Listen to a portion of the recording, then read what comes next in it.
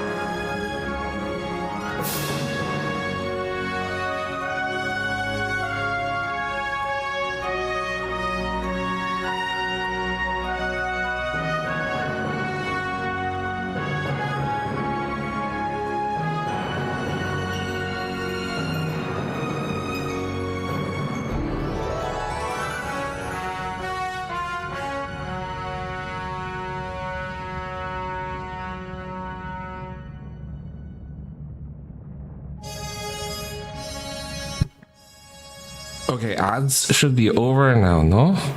That was early, man.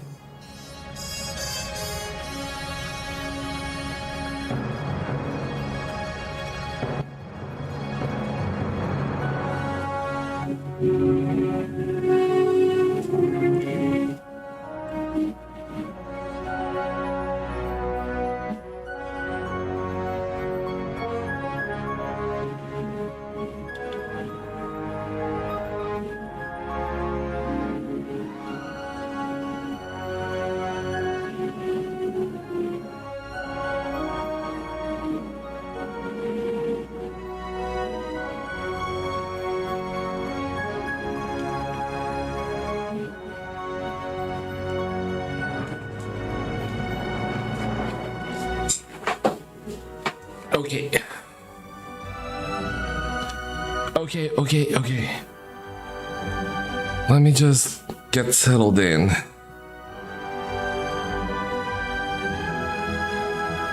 And we will continue. We'll conclude, actually, this initial journey of Voyager.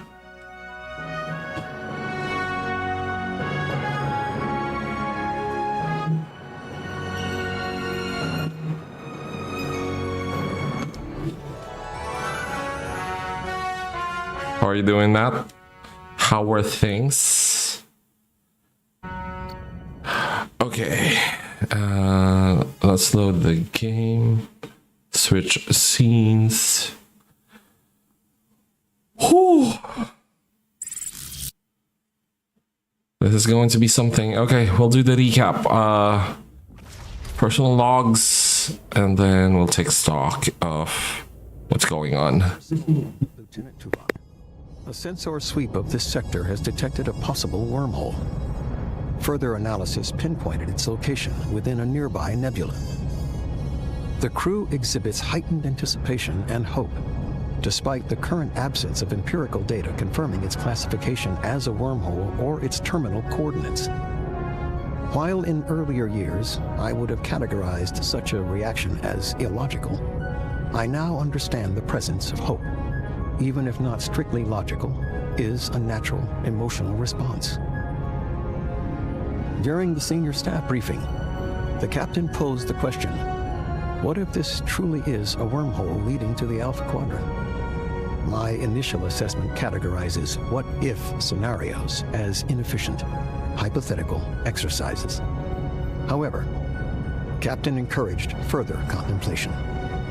Professionally, my primary directive would be the submission of a complete, coherent data protocol to Starfleet Command, alongside aiding Captain Janeway in advocating for the former Maquis and Borg crew members during their Federation review.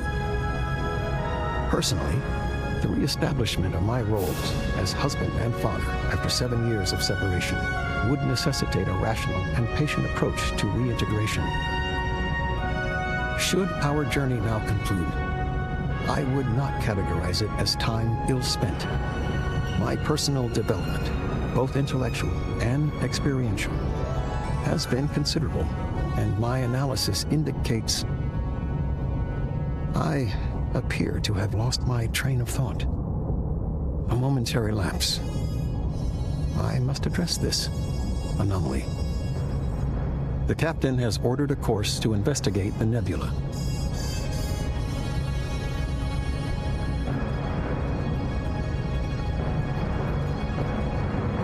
That's good, that's good, that's good. Okay, hold on, sorry. My mic is messed up.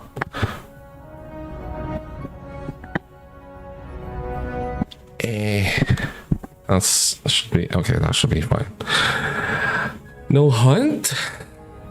I'm surprised. Okay, moving on to Tom Pattis's personal log. Lieutenant Tom Paris. A sensor sweep just detected a possible wormhole in a nearby nebula. Yeah, you heard that right. A potential ticket home. The crew is practically bubbling over it, though our esteemed chief of security, the old stickler, is of course muttering about absence of empirical data and no terminal coordinates, but even he's got a flicker of hope. What if this truly is a wormhole leading to the Alpha Quadrant?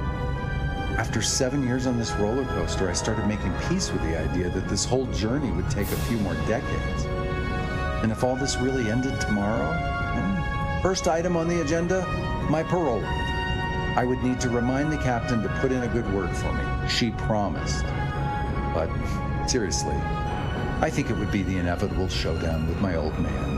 I'd even be happy to see him. I actually have hope. Real hope that we can finally turn things around. I mean, how many Starfleet admirals can boast a son who's a tragically lost ace pilot hero and future best-selling holo novel author? After that, I'm thinking of officially rejoining Starfleet. My vision? Starfleet star pilot, testing the newest models, breaking the Warp 10 barrier. I mean, what could possibly go wrong, right? It's not like I'd turn into a lizard or something. Then, a proper victory tour. Tell all the cadets about our adventure in the Delta Quadrant. sign some autographs, and a mandatory stop at Chez Sandry, maybe with a Delaney sister. It's been quite a ride to get to this point. And honestly, without a shred of irony, it's been the best thing ever happened. I sometimes wonder about the version of Tom Paris that would exist if I'd said no to Captain Janeway back then. Probably just a loser and a drunk. Probably. Anyway, we're on course to investigate the nebula. Wish us luck. I love the callbacks. In the script, in the personal logs. Yeah, this just cements the idea that the devs are definitely fans of Voyager as well. This line, I sometimes wonder what version of Tom Paris would exist if I'd said no to Captain Janeway back then. Probably just a loser and a drunk. Specifically this sentence. This is a callback to a season 2 episode. One that I actually just watched yesterday, Non Sequitur. Which is where Harry is sent or accidentally transported to another timeline, and he and Tom Paris are back on Earth, and Voyager's still lost in the Delta Quadrant. I love this. This is exactly what was said in the episode. I love that. Anyway, we're close. This is the final sector. We're about to head into Unimatrix 01. And I'm curious how they're going to be. There are still a few episodes, a few storylines I would be interested in seeing.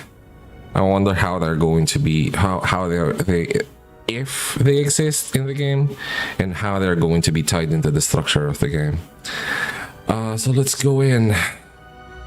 Morale is at -50. That's not too bad. Okay, let's take stock. Let's see what's in this system. We don't want to miss any POIs anymore now that we know Science Station. Now that we know that that's a possibility, there are actually POIs that aren't marked. Like, you just have to hit them, basically. I think there were a couple in the earlier sectors where I skipped a planet, a POI, because there wasn't a resource tagged on it. So yeah, okay, this is sector 01. Holy. Okay, hold on. Zoomed out. It looks, yeah, Borg Cube. Okay, that's going to be a POI, obviously. Or story POI. This is the nebula. Interstellar cloud. Geranium.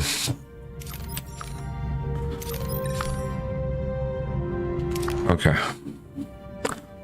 Let's scan all of the systems. Wills. Yeah, I think it's worth to get a feel for the lay of the land. See if there are POIs or like side quests we might want to go to directly. Once geranium. We're full almost across the board. Full geranium, full titanium, almost stocked on deuterium. I just wish the game was longer. Just as it is starting to get, excuse me, manageable. It ends, or is about to anyway. Okay. So far, no side quests that I'm seeing. Maybe when we enter the system, a story will trigger.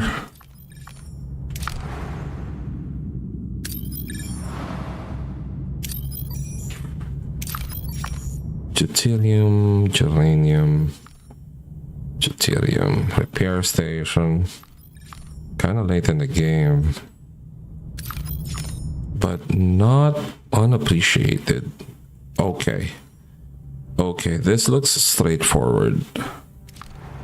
I think. We scanned this, right? Yeah, we did. Okay.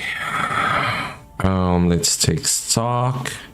What's happening on the ship? Still have 6 slots. I think I want to fill this in with something. I don't know what yet though. We're okay with regards to the combat rooms and shit. Let's see what we can build. Crew quarter or observation lounge. I don't recall the show ever mentioning an observation lounge. So I'm not gonna do that. Cargo bay, battery compartment, large battery compartment. Science lab, hydroponics bay, biolab, waste disassembler. Metaphasic shield room, shield generator. These are the disruptor array control, energy dissipator control room. Board tech, generation alcoves, shield matrix, ARU facility. Okay, we're good. So I think I'll just slap on another couple of crew quarters, even though we don't really need it, just to fill out the space.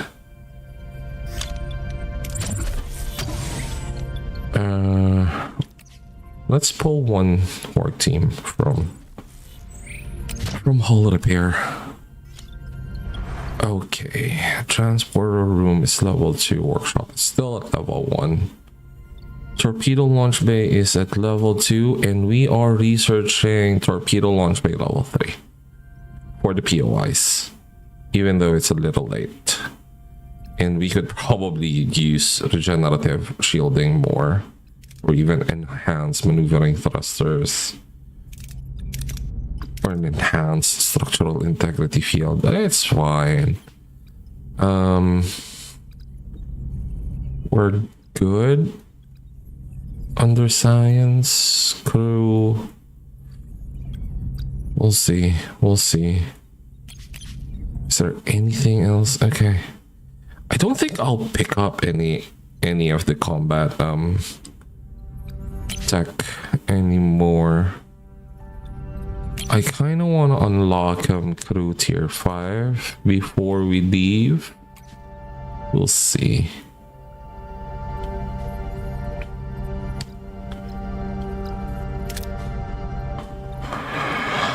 Okay, we are set. Do I just go? I think I should just go. I don't see any POIs that's worth. And we can always go back to this system. Yeah, maybe any hidden POIs here. I'm not seeing anything. Sometimes they get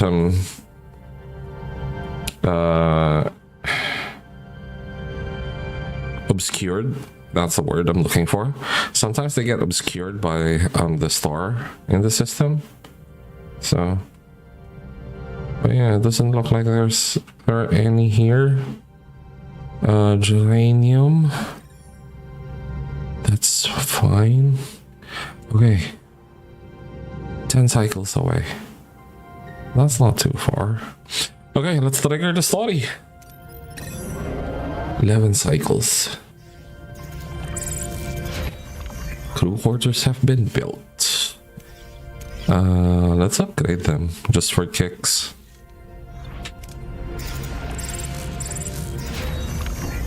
Okay, upgraded, and then let's set the work team to hull repair.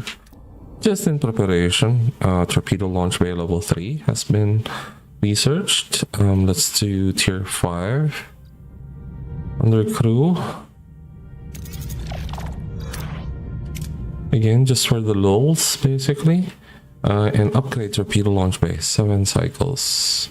You've entered an asteroid field. Okay. Okay. Here we fucking go.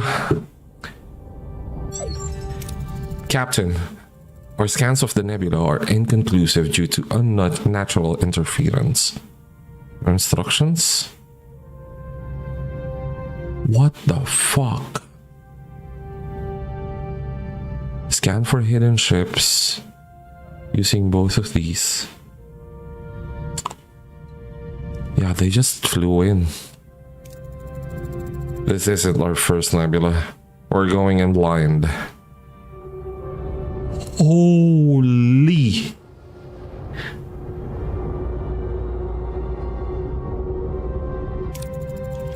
That looked good. Captain, multiple Borg vessels directly ahead. I advise immediate retreat. Too late. A Borg sphere is already on a direct intercept course. We are the Borg. You will be assimilated. Resistance is futile. Battle stations. Borg sphere. 200 for a Borg sphere. Holy shit. Okay, shield hacking is good initially, and I'm wondering if Tuvok's coordinated attack is more worth it. But we do need to punch through the shields initially, so we can get each of some anti-Borg torpedo in. Also, we're going to be using up our existing torpedo as much as possible anyway. Our existing torpedo stockpile. This is what we have been saving it for. So yeah, I'm not going to go like ham, obviously. Jesus, 3 weapon subsystems all at 150.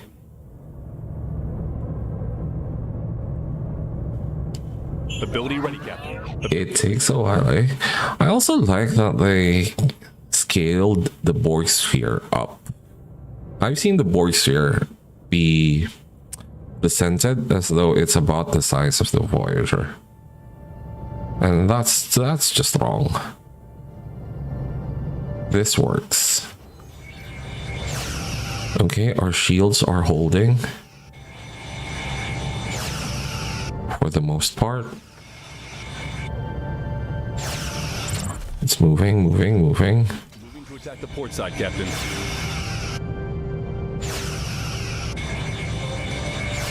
And we're moving to the rear.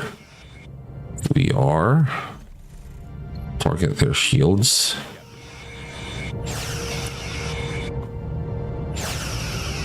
Ability ready, Captain. Moving back. To attack the port side, Captain. Okay, the longer this drags on though. Let's try the torpedoes. See what's... Fuck me, that wasn't what I wanted to do. I wanted to use some HM's ability. Okay, that's almost gone. Nice. Moving to attack the front, Captain.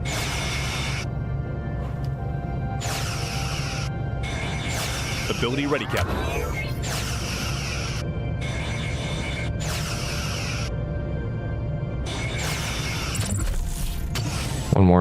One more hit. Thank you.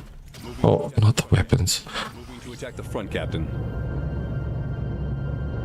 Let's see if... Yeah, that should work. Shields destroyed, Captain. Nice. One more hit. Nice. Okay, move to the rear. Aft. Ability ready, Captain. Enemy shields destroyed, Captain.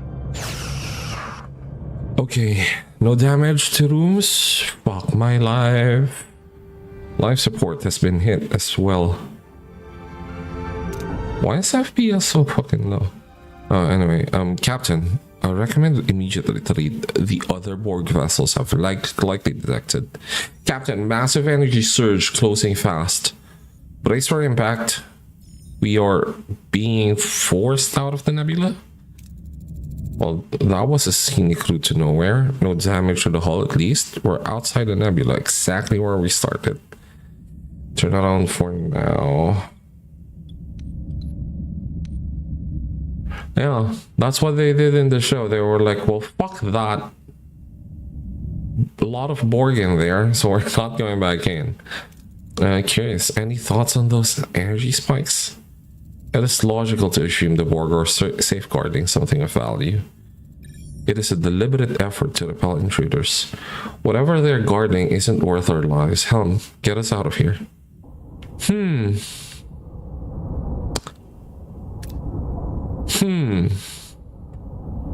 That didn't go the way I expected it to.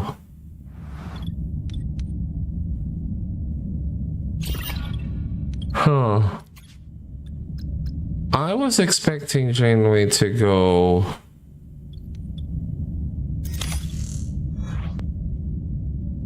Yeah, let's research this shit. Like, let's try to find out what's going on. Huh.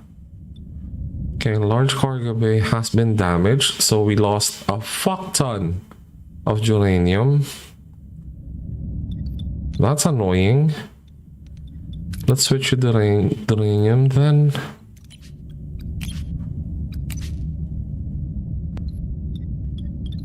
Holodeck is going to take massive amounts of resources. Well, not massive, but still. Also, our deuterium is offline. But it's fine. We still have the stores. We just don't have access to them. Okay. Wait, hold on. I don't have the storage. Let's wait for... Let's wait for the thing to... Okay. Okay, I think... The game wanted me to... try the nebula again. Huh. Why though? That doesn't make sense.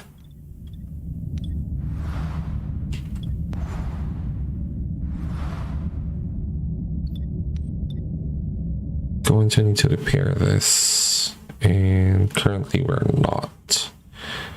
And let's repair this and go here. That's 2 cycles away. We need to build up build our stockpile of uranium.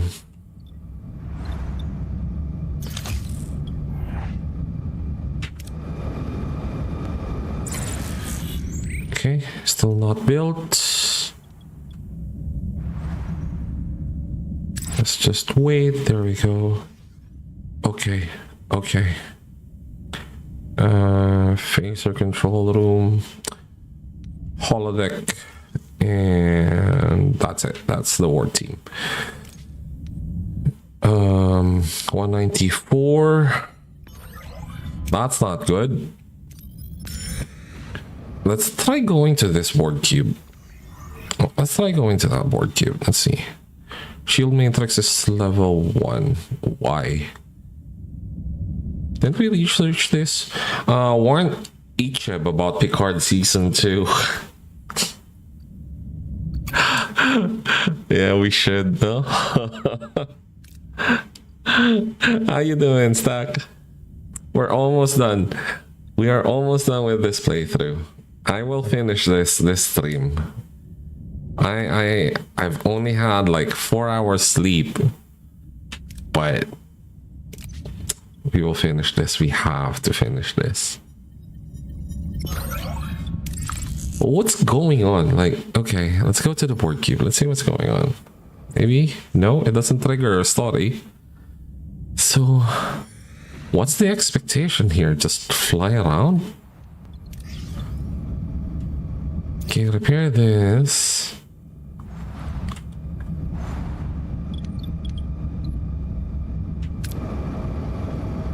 Yeah, maybe when we go into other systems... A story triggers? Oh wait, there's a counter. Okay, 2 cycles.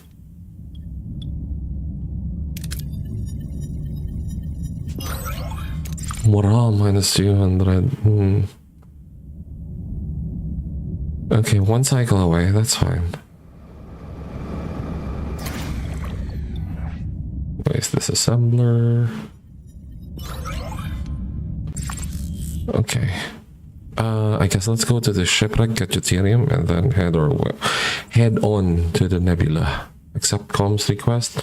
This is going to be the board queen, I imagine. Analyze the wreckage for science. We don't need that right now. Oh wait, no. Maybe not the board queen. Maybe a different type of queen.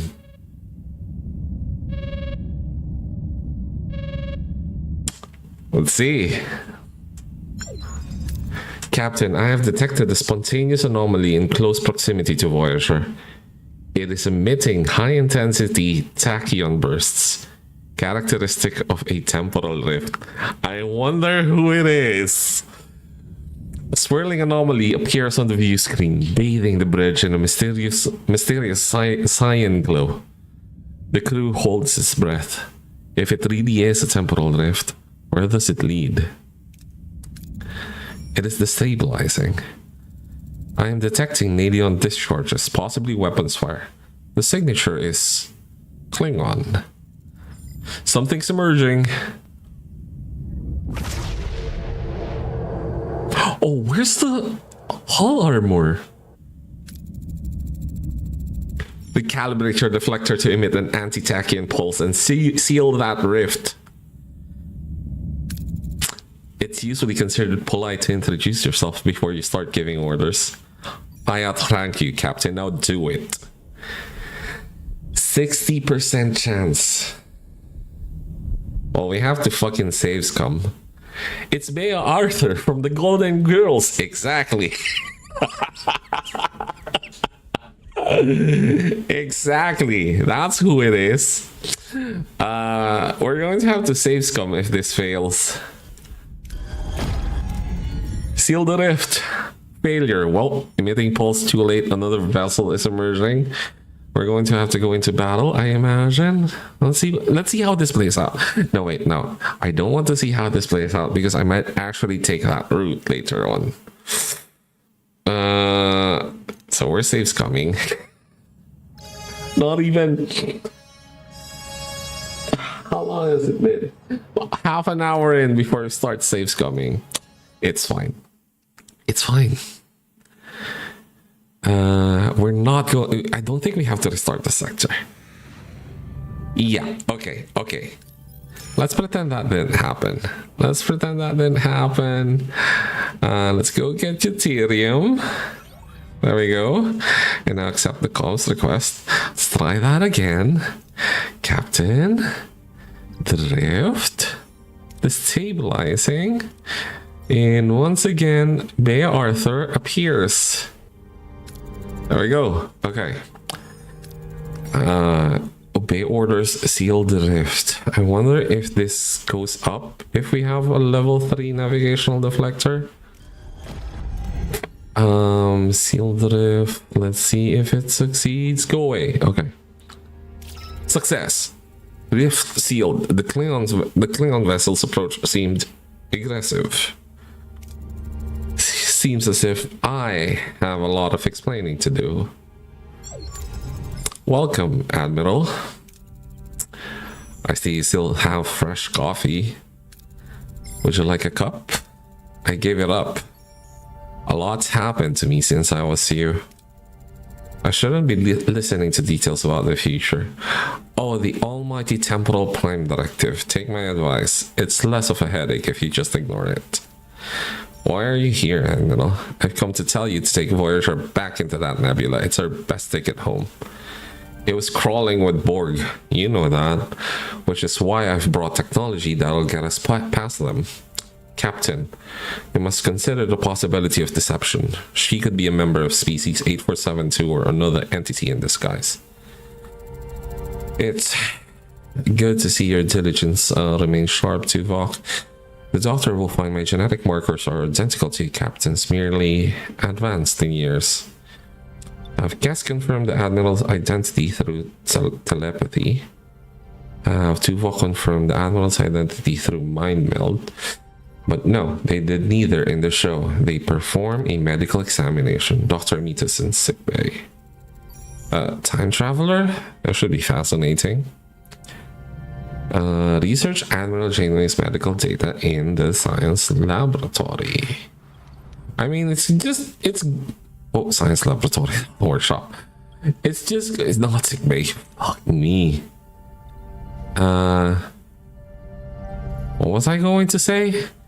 It's going to result in the same end up the same, right? Ultimately, they're going to confirm that she is actually Janeway. But yeah, we're just doing it the way this show did it. Leave for now. We can go back to the nebula, save ourselves some time traveling. Although not really. Skip cycles. Okay, Admiral Janeway's medical examination. And we can craft Admiral Janeway's. Nope. Don't have to craft it. Okay, here we go. That looks like Egypt. What's the verdict, Doctor? My scans indicate the two of you are genetically identical. The Admiral is you, approximately 26 years from now. The exact vintage is 2404. Well, Captain, anything I can tell you to ease your mind? Ask her how she brought Voyager home.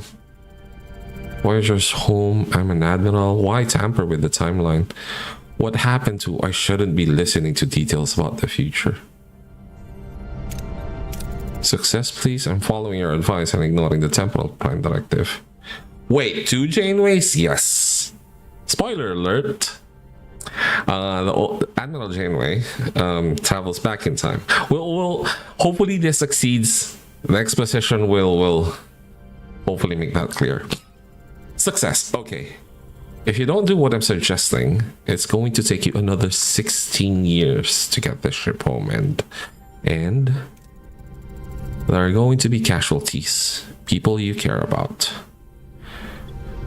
Ask more about who will die, which she did in the show. Tell me who. If we're prepared, we could prevent it. Even if I have to draw the line somewhere. Oh, sorry. Even I have to draw the line somewhere. It's best you don't carry that weight. She's withholding information about Chakotay dying like 3 years from this start date. Future Janeway, yeah. 16 years. No, 26 years, my bad. 26 years from the start date. She's withholding information about Chakotay dying. Tuvok basically having a mental breakdown. Not a mental breakdown in the sense that his brain literally, well, almost literally melts. And others, of course. Like 7. It's best you don't carry that weight. Ask her what's inside the nebula. This didn't happen in the show, but I'm curious, like how the devs coded this in. That Klingon warship was firing on you. Why? What did you do to provoke them? Let's just say I had to borrow a device from the Klingons to make this journey, Captain. The costs they demanded were unacceptable. Okay, ask her what's inside the nebula. This is the... How do you pronounce it? Not paid. Is it paid resistance? Something like that. I'm butchering French. What's inside the nebula? You didn't come all this way without a reason. As I said, your ticket home. A wormhole leading straight into the Alpha Quadrant. Okay. You said you brought technology. Care to specify? A blade of armor! Shielding and weaponry designed to counter the Borg. I wish they could have shown it in the cutscene. With a little work, they can be adapted to fit Voyager. If this gives us an edge against the Borg, we'll take it. 7, prepare the plans for integration. Yes, sir! Okay, craft transbasic torpedoes. Transbasic torpedoes. You don't need a chip anymore. Well, we probably still do, to be fair. Okay. I did not expect we're going to be needing to research shit this soon, but it's fine. Where did our titanium go? Let's go get some more titanium. Okay, crew tier 5 has been researched, but that's fine. Where is it? Ablative armor. Reduces the damage the hull takes by 25%. That's not a lot. Okay. 117. Good. How long? 20? No, 16. 16 cycles. This system is 2 cycles away. We don't need crew, but... No, we don't need crew. It's fine. No chance of ambush. Let's go get materials. Even though we're not really going to need it.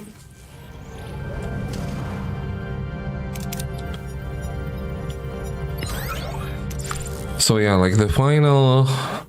the season... No, the series finale sets up what happens in this episode, basically. Well, this is the series finale, to be fair. So Voyager gets home, but like a lot has happened. A lot has happened. And Admiral Janeway is second guessing herself, or has been second guessing herself for decades, a decade at least.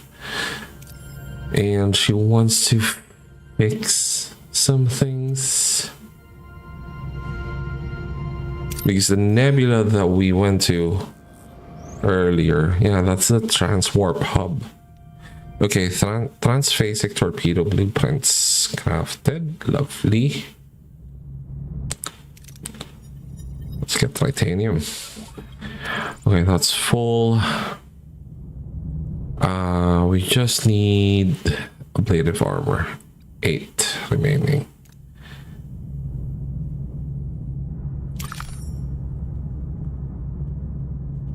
Fuck it, let's rescue Borg. Let's do it. Let's rescue some Borg drones. And I did not mean to do that. I did not mean for that to happen. It's fine. Oh, did you have luck with the Live Fast and Prosper mission? I did. I failed the beginning and moved on, but I loved the episode. Hope it was fun. It was extremely fun. The dialogue just... holy, you should replay that part. It is worth it. I was so excited. You should replay that part for yourself. It was nice. I loved it. It was so cool. It had me cackling, basically.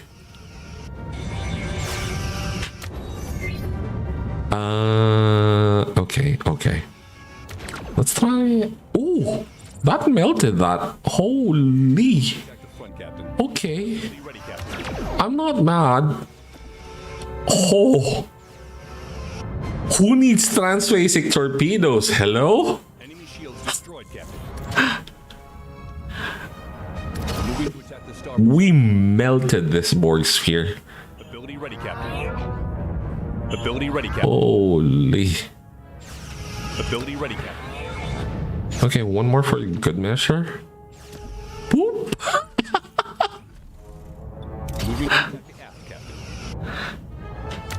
Are you kidding me? It goes through Borg shields.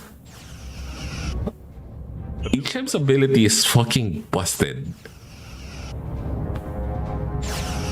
Also, why doesn't the Borg sphere have engines? Hello? And I'm a fidget spinner. Enemy shields destroyed, Captain. Ability ready, Captain. Moving to attack the front, Captain.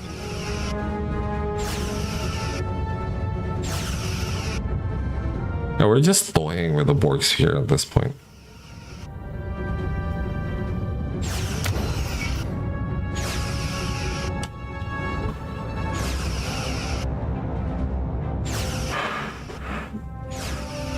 You know what? Let's just finish this fight.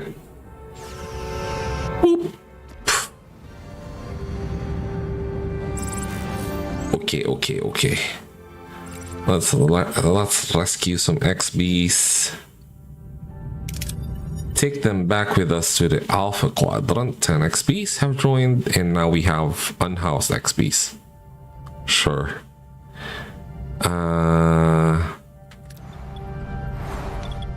Yeah, we have unassigned war teams. Which don't like that. Okay. How long? 5. So we still have time. Not geranium. Maybe deuterium? Well, let's do deuterium.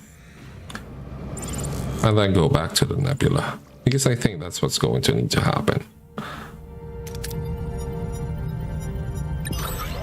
Nice. We're good, right? This is level 2, no? This is. Okay, let's go back to the nebula. Let's do... Although... Maybe... Yeah, we need to go back to the nebula. Native armor has been researched. You don't have to... Yeah, return to the nebula and fight your way to the wormhole. You are about to commit to a major story arc. This path will require your full attention for some time, and you may not be able to return to previous activities. Advance when ready. Okay.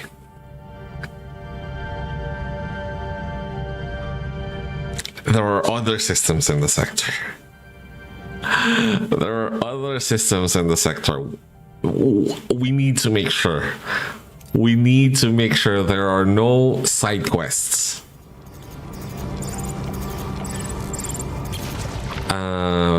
Max 13. Okay, phaser control room. And also, wait, hold on. I should have used that. I'm pissed. Crew. We don't need to. Although maybe the Borg shield matrix level 2 would kind of make sense here. Do we have time? We should have time, no? Okay, titanium, geranium. It doesn't look like there actually are side quests. But that warning saying that, oh, Lautan crew to go on shore leave. We're about to go home, Neelix. Chill. Borg nanites for geranium, 3-day lithium for Borg nanites, titanium, deuterium. Okay, we don't need anything. Yeah, the warning going into that nebula was like, makes me think maybe.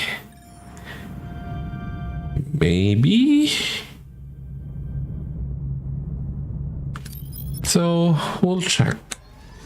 We will check. I don't want to miss anything again.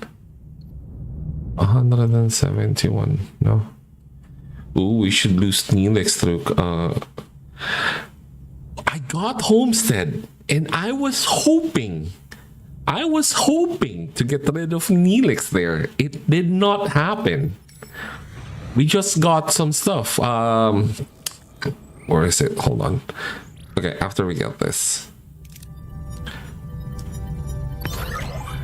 Fuck! Why though? Okay. Okay, let's just go through this quickly.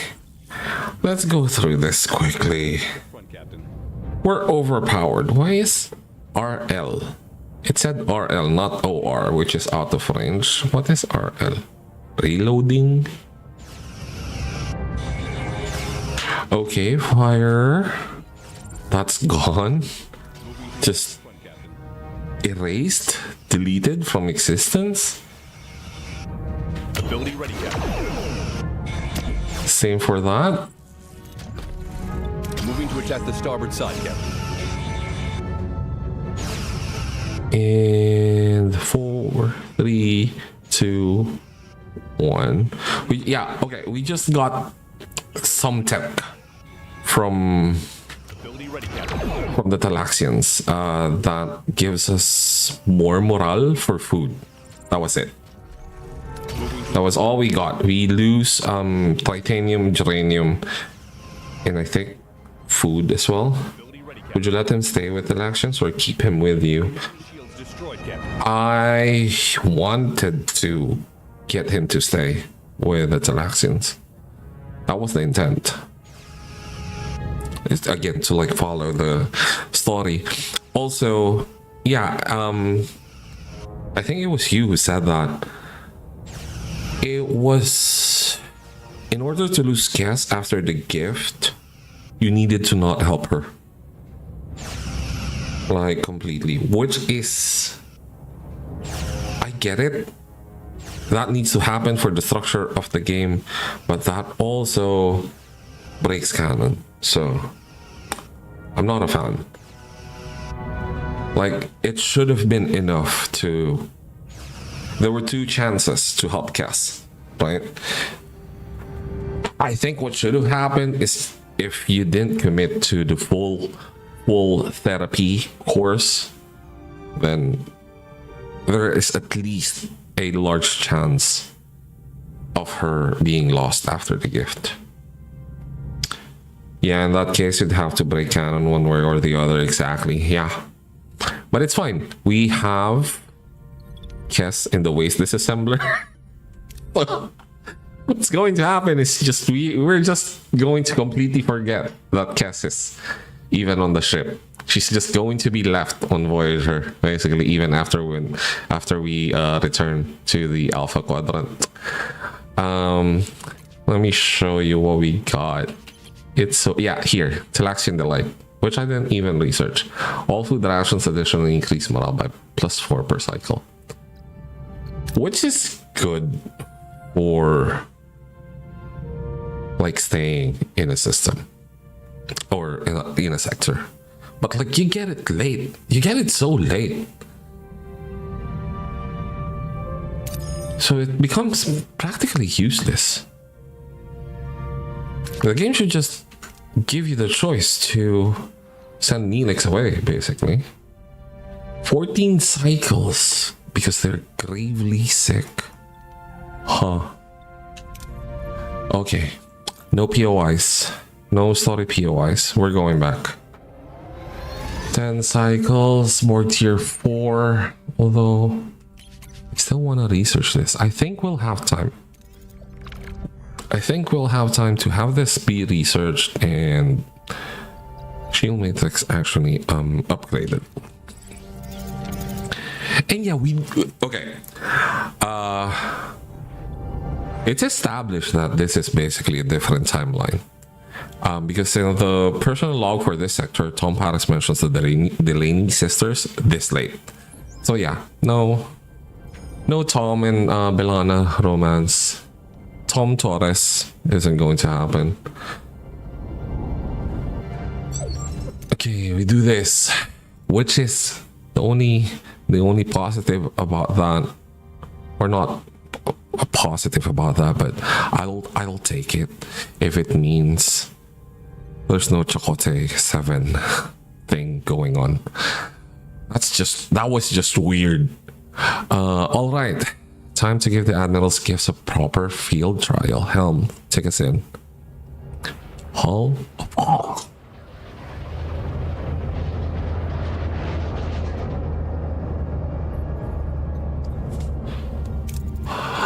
That is so fucking cool.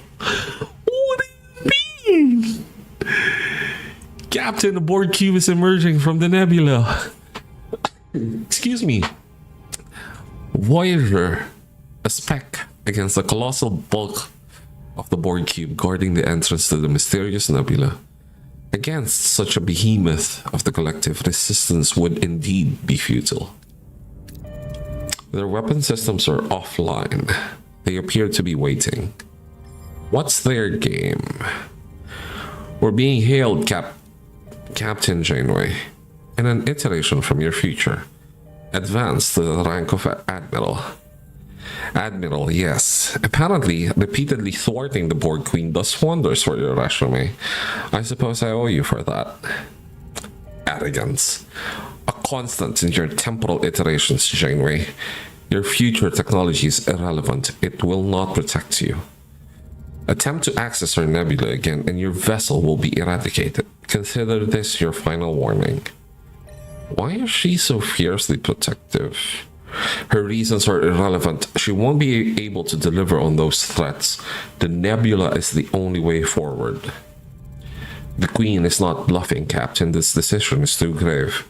It affects every single person on the ship, and I believe they should have a voice in how we proceed. The Captain alone. Why is this?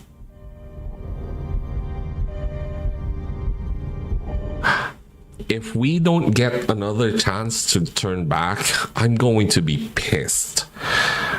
The Captain alone decides, head into the nebula, engage the cube. Captain alone decides, we will find another way.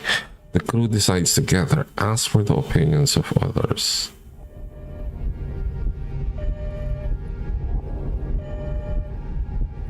I'm trying to remember the episode, which you would think would be burned into my head, to my brain at this point. I think it was this. Like, I'm trying to overlay the game structure over the dialogue in the episode itself. So I think this tracks, and then once we find out what the nebula contains, or was it the other way around? Fuck it. Let's do this. We've come too far to back down. Battle stations. Let's give them a taste of 2404. Why isn't my combat power higher? Okay, we're going to pretend that each of the anti-Borg torpedoes are the transphasic torpedoes. Harry Kim. We don't need Harry now, though. We really don't. Marla Gilmore would be good, yeah. Yeah, let's have Marla Gilmore stay. What are your orders? Okay, I'm thinking melt their weapons. No. Melt their shields and then attack their weapons. Ability. 2, 1. What is going on? Is this the farthest you're going, or the closest you're going to come to the cube? No. Okay, let's melt their shields. Let's see what that does. Okay. 1 hit. Sure. Captain. 2, 1. Ability ready. Ability. Another. Take that away. Nice. Move. Oh, no. Hold on, different side. The port side, Captain.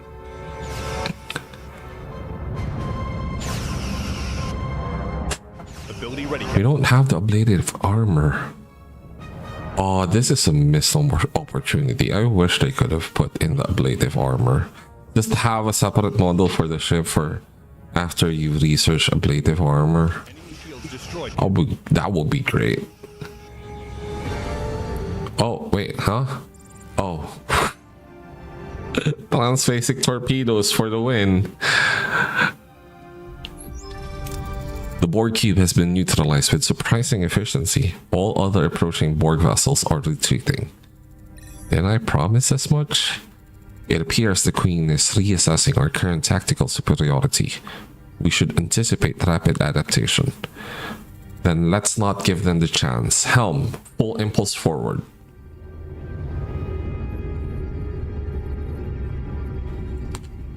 It was such a miss to show Voyager putting on the ablative hull armor and then Helm, alter course to enter the aperture at coordinates 346 by 42. Captain, relay that order. What the hell is that thing? The road home. It's more than that. It is a transwarp hub. One of 6 in the galaxy. It allows the collective to deploy vessels almost anywhere in the galaxy. You knew this was here. Why didn't you tell me about it? I'll answer all your questions while we're back in the Alpha Quadrant. That hub is a strategic weapon, Admiral. Leaving it operational means the Borg remain a dominant threat. The structure is supported by a series of interspatial manifolds. Theoretically, if we disable enough of them, we could cripple the Borg's transwarp network. A waste of time. The Queen regulates the manifold shields. You might destroy 1 or 2 before she attacks. Yeah, I noticed that too. They only use the armor cutscene once, then it's regular Voyager. Yeah, I really hope they may patch that in. Yeah, they should. They really should. Every second you hesitate gives the board time to analyze our advantages. This is your only window. Enter the aperture. Although to be fair, no, wait, no. There's no world where you don't, because it's tied to the story. So yeah, there's no world where you won't have that. Right? You can't proceed. You can't go through this storyline without researching that tech. Anyway, that transwarp hub is a danger to the entire galaxy. As Starfleet, our duty is clear. We have to destroy it or it'll come back to haunt us. For the good of the crew, don't destroy the hub and enter the aperture. For the good of the galaxy, reject shortcut and retreat. Plan to destroy the hub. Helm, take us out of the nebula. That hub is a threat we have to deal with. 16 years. 16 years of relentless battles, sacrifices, and loss. I believe this crew will endure. This crew will break. 3 years from now, 7 of 9 will sacrifice herself on an away mission. Her loss will haunt the entire crew. Tuvok will succumb to a degenerative illness that will rob him of his mind, something easily treated back home. Chakotay will make a fatal mistake. It will cost him his life and leave the crew in shambles. Tom will grow reckless, feigning immortality. He'll crash a shuttle and end up a cripple. Holy, this didn't happen in the show. Harry's optimism, his spark, it'll erode. He'll make it home, but the real Harry, the one we know, will be forever lost in the Delta Quadrant. Spoiler alert, it happens when a different Harry. This is not our Harry. Our real Harry already dead.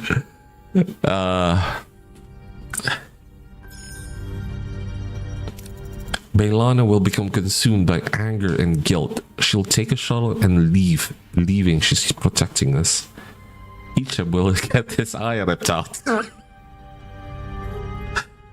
That scene is just... That scene is Star Trek Picard. Holy, so haunting. Jesus. Although, to be fair, I was imagining they did that to the actor. Not literally. Symbolically. The Doctor will reach Earth, but every life he failed to save will become a mental prison, trapping him in an endless loop of regret. Are you just going to go through all of the heroes? Neelix, the weight of the voyage will crush his spirit. The man you know now will be gone. Cass will pass peacefully, yes, but long before Voyager ever reaches Earth. You'll become obsessed with reaching Earth at any cost, risking lives, alienating the crew, taking chances. You will make it home, but the victory will be empty without them by your side. You will regret it forever. Captain? More vessels approaching. They're encircling us. Did you truly believe my warning was idle, Captain? Your future technology is impressive, yes, but ultimately insignificant. We will assimilate your gifts, and then we will assimilate you. Battle stations. Borg sphere and Borg probe. How many more battles like this are we going to be facing? Let's melt their weapons. That's 3 torpedoes. Ability ready, Captain. Ability ready. That's 3 torpedoes. Oh. Move to the right side. 3, 2, 1. Okay. We can move. Hold on. Target this guy. Yeah. Greetings, fellow Trek creator. What news from the Delta Quadrant? Hello, I am the Space Ninja. We are about to go home and are discussing the finer points of the devs' decisions to either include some things or leave out some things. In general, though, a fan. I'm a big fan of what's going on here. Moving to attack the aft, Captain. How are you? Thank you for joining. Hope you enjoy your stay. And hope that Borg probe enjoys that torpedo. Okay, we'll melt the weapons on this guy, and that should be it for these two. Ability ready, Captain. Bye bye bye. Enemy is There we go. Surrendered. Sure. Borg surrendering. That's something that can be imagined. Ability ready, Captain. I guess we'll target there. Oh. And they're gone. Okay, Captain. Sensors are picking up another vessel. One tactical cube, heavily armed. That configuration. It is the Queen's personal command vessel. Be advised, engagement will be unlike anything we faced before. We can still reach that hub. Do you really want my future for your crew? There's more at stake. We need to neutralize this hub for good. Okay. I don't know how the game is going to treat it. I want to follow the series. Stand by your decision. But hopefully the game presents us the choice to do as she did, or make what happened in the episode happen in the game. Very cool. Thinking about buying this game, but I spent too much time on SEO. That is fair. And also the fact that it costs as much as it does has, let's just say, made some people think twice about it. But me personally, in this playthrough, although to be fair, like I tend to fly around, stay in the sector for way too long. But I have about 30 hours in this playthrough alone. So like, that's maybe $1 an hour. Not a lot of voice acting in this game, no, except for like the personal logs at the beginning of the sectors. We were discussing that at the beginning of the playthrough. So the consensus so far is that, and by consensus I mean between me and Stack, is that it would cost a lot more in terms of licensing, paying fees, etc. But yeah. And some of the character models, like, well, not the character models, the character portraits. The models, take it or leave it. But the portraits, the character portraits, like, why not just use the character portraits from the show? I would imagine that's part of the licensing deal. Anyway, I'm hoping we will eventually get the choice to do this the way they did it in the show. but this is the only path that makes sense to me. So let's do that. And we'll do exactly that. Helm, disengage. You can't be serious. You can't destroy your only way home. Leaving it intact condemns countless others. It's our duty, Admiral. What about your duty to this crew? 16 years of loss, remember? 16 years of loss, despair, death. Captain, Borg Cube approaching. They're not letting us get away that easily. Red alert, everyone, battle stations. Ah!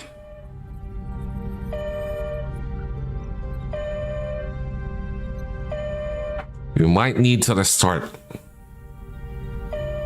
I think when first given the choice, that should have been, yeah, we should have. I'll play this through for now, but I think we should have picked hearing what the others think. We'll see. Okay, Ralik, Captain Janeway, it's a pleasure to see you again. Mr. Ralik, you gave us quite a scare. What are you doing here? We have observed your presence near the transwarp hub. Oh, okay. I forget. This is a different timeline, so some things are different. Maybe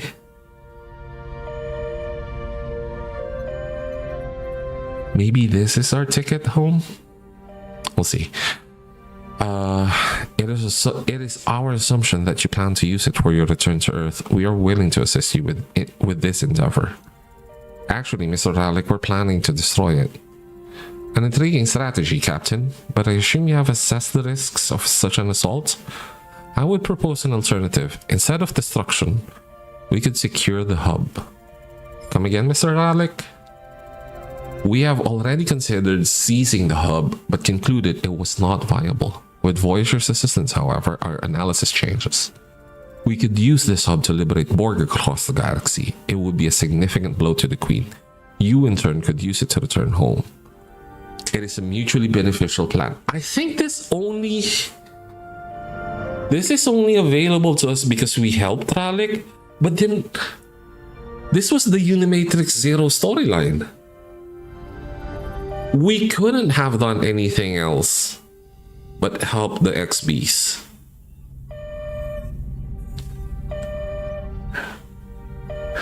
Okay.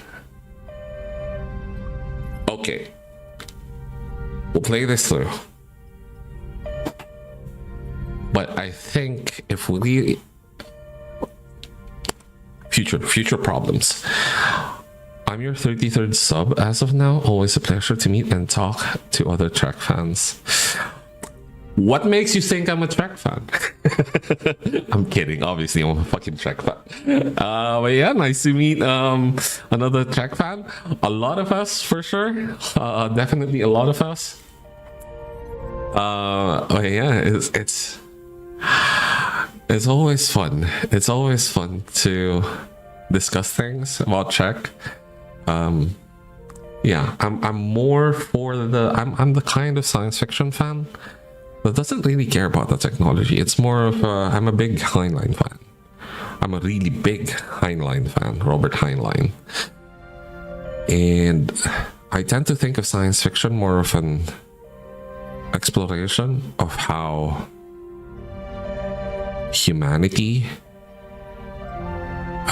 reacts to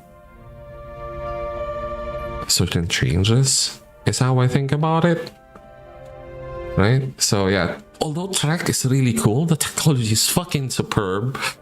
I'm more in this for the, how do I put this, the human interest story, so human interest angle.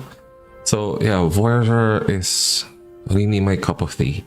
And it's not just because I identify a lot with Tom Paris, the character, but yeah, just the storylines in the series. I know there are Trek fans who aren't really big fans of Voyager. Like, they like Voyager because it's Star Trek, but they complain about a few things. Like, it's I've heard someone say like it's too touchy-feely for Trek or something, but I don't see that. I don't see. I've even, believe me, this just blows my mind. But believe me, there are at least 2 people I know personally who have complained about Trek being too woke. I don't understand that, but anyway. We'll see how we'll play this through, but I have some thoughts. Let's see how this goes. Seizing the hub. Commander, what do you think? Yes, the human condition, exactly. It's not about the technology. The technology is just the backdrop, I think. In my opinion, it just frames. It's just the framing for how the author would like to explore.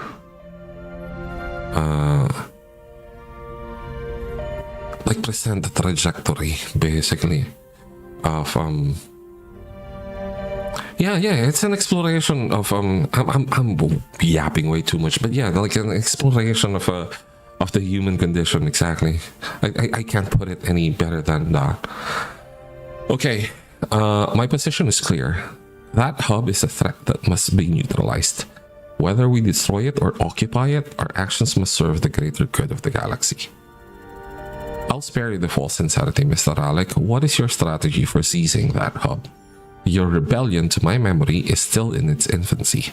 This sounds like an amateur plan, and I will not risk this crew on such a foolhardy endeavor. I love Voyager. My complaint is that they reset every week and damage didn't carry over. Shuttles and warps are seemingly infinite. That's why in this playthrough, I have been very sparing of torpedoes. If you saw during the battle, we had like something like 20 something torpedoes. That is the stockpile from the beginning of the playthrough. I have hardly used maybe once or twice throughout the previous sectors. But yeah. There's also a Steam achievement, which I'm kind of worried about because the Steam achievement says fire 38 torpedoes. Let me double check.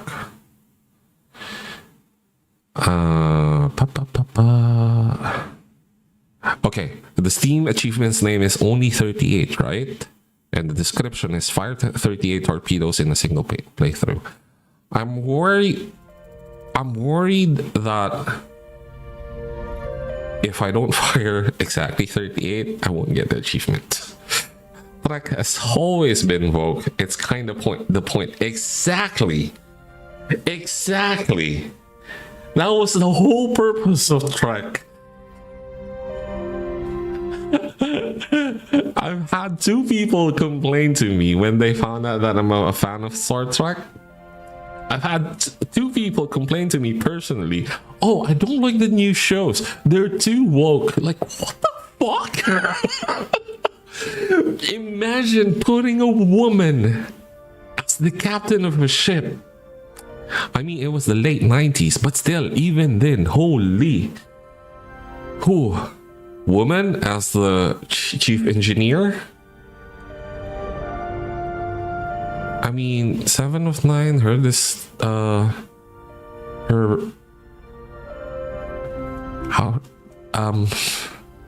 appearance, basically, the way she's portrayed. Yeah, her portrayal. Kind of.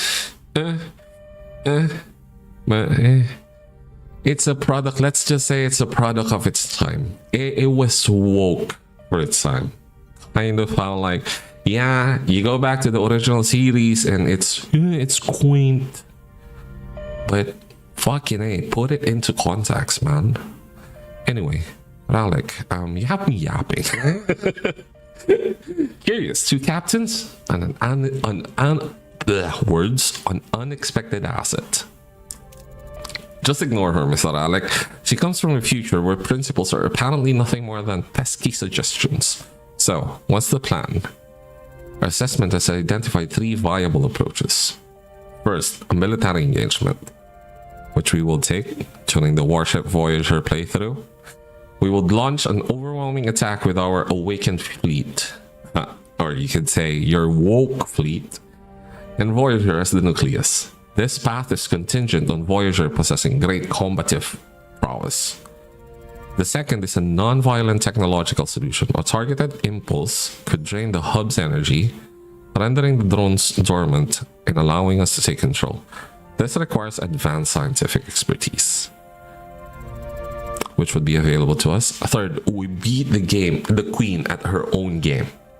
We construct a jammer to attack the drone's cortical nodes, briefly sever the queen's connection to their neural transceiver, and reroute the signal to Voyager, allowing you to assume command.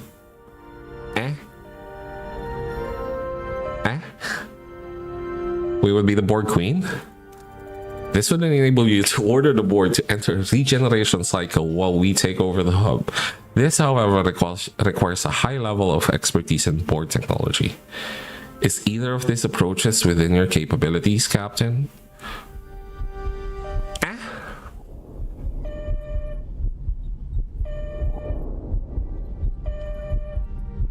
Because we don't have the energy dissipator control room.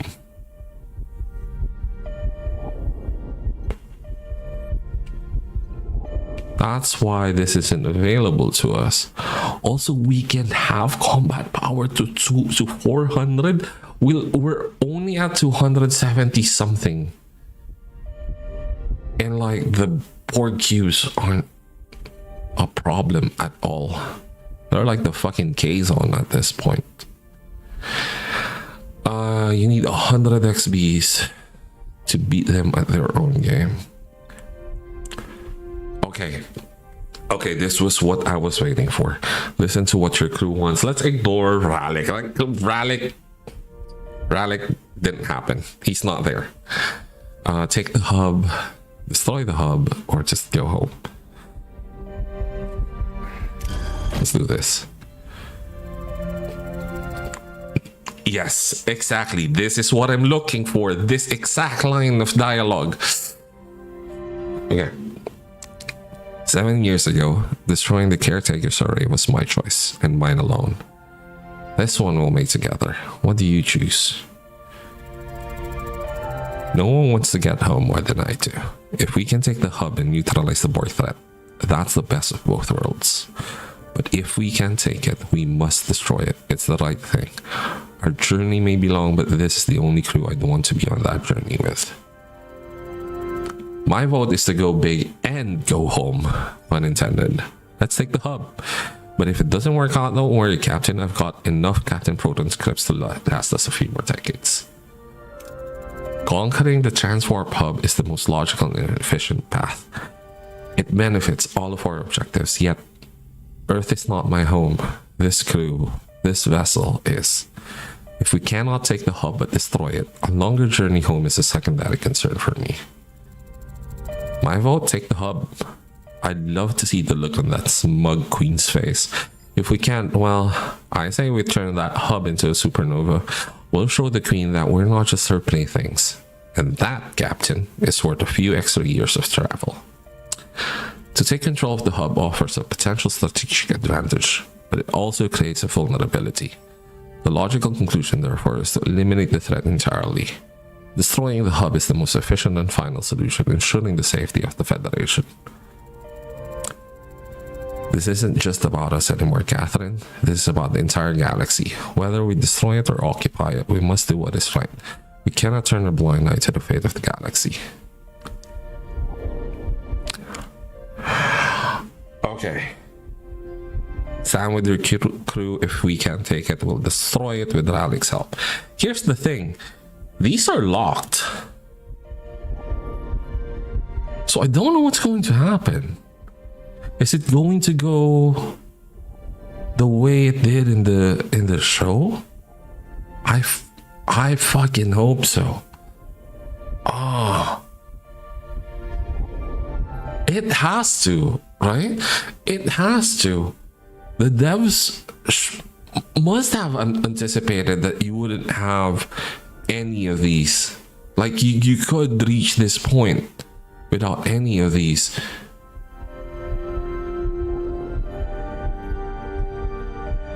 Well, in any case, I'll do this. You are them, we are a family, a single unit. Our target is the Transwarp hub. We may not be able to take it, but we can damn well destroy it. Mr. Alec, your help in covering us while we get the job done would be greatly appreciated. Understood. Your primary directive is clear. We will do what is required to cover you so you can destroy the transport pod. You have my word. Okay. I will position our fleet around the nebula. We await your signal. I mean, there are no other sectors after this, so we have to be able to go home. I've always believed we were meant for something more than just getting home. This is it. This is our moment. We can't let it slip away. I am not gonna... What was it? I'm not... I forget the Hamilton song. Hello? Anyway. What you're celebrating is a one-way ticket to a very messy end, Commander. But go ahead. Celebrate your moment. It won't last long. Admiral, your continued protests are undermining my authority. If you don't stop, I will have you removed. Now, let's catch our breath and then figure out how we're going to destroy a transport pod. Okay, wait until all senior officers have gathered to discuss the destruction of the transport pod. What are we researching? Shield matrix level 2. Well, my wife just joined from the other room. This is pretty cool. Oh, thank you. Hello, Space Ninja's wife. Okay, I guess we're just going to futz around for 10 cycles. This is 9 cycles away, 8 cycles away. Okay, 5 cycles? No, that's 10 cycles away. 4 cycles away. I want to time it properly. We have full deuterium, full everything basically. We don't really need anything. Any XBs we can save? No. Let's go to this board cube. Why not? Maybe we get ambushed. I don't know. Okay, shield matrix level 2 has been researched. We can go into the ship. Also, like, I just wanted to point out. Look at the love and care that the devs put into the model. They are 100% Star Trek Voyager fans. Look at this. I could put... Hold on, let me show you. I could... Yeah, Balon? Yeah, I was going to say that. It's not Balana. You could put a hero in here. Yeah, and there's Balana. Look at the attention to detail here. Right? They are 100% Star Trek Voyager fans. Large cargo bay.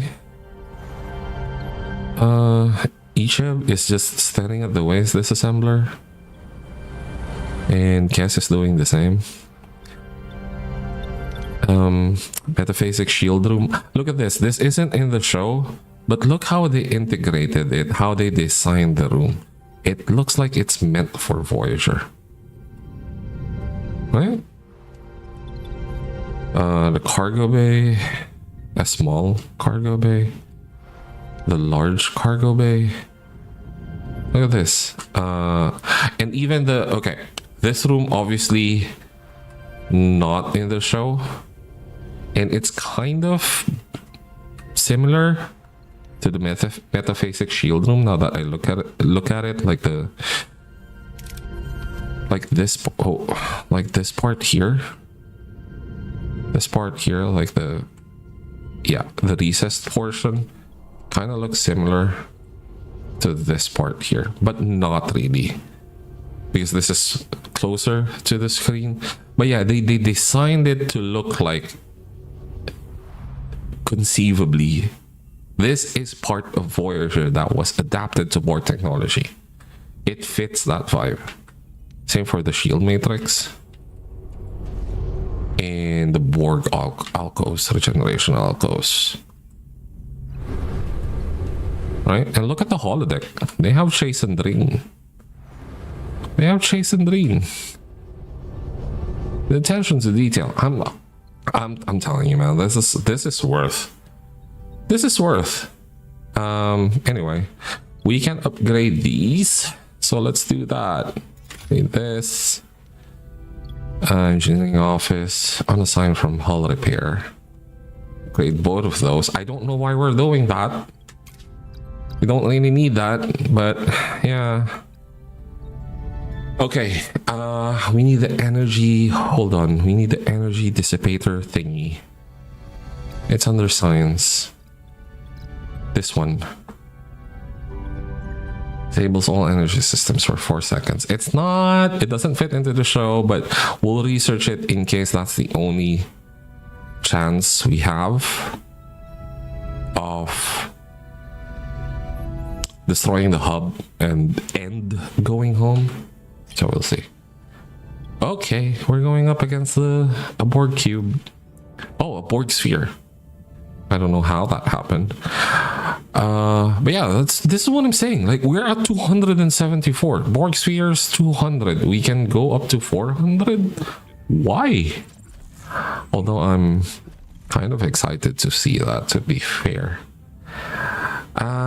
We still have 29 torpedoes? Ability ready. Are we using up transphasic torpedoes? Is that what's going on? No, we are using up our stockpile. Let's target their shields as well. Fuck it, why not? Enemy shields destroyed. Ability ready. Oh, even Tuvok is just melting the subsystems. Pretty much. Okay. Move to their left. Side, Captain. Target the weapons there. That's gone. Move to their aft. Attack the aft, Captain. I'm just really curious, like, what would the warship Voyager be like if this is what our science obsessed Voyager Destroyed, Captain. is already capable of doing. Ability ready, Captain.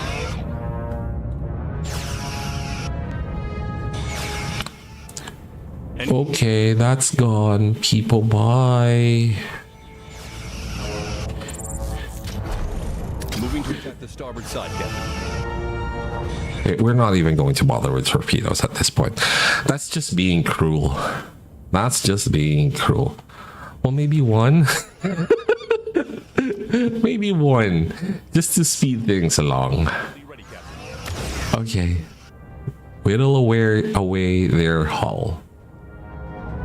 Still going down.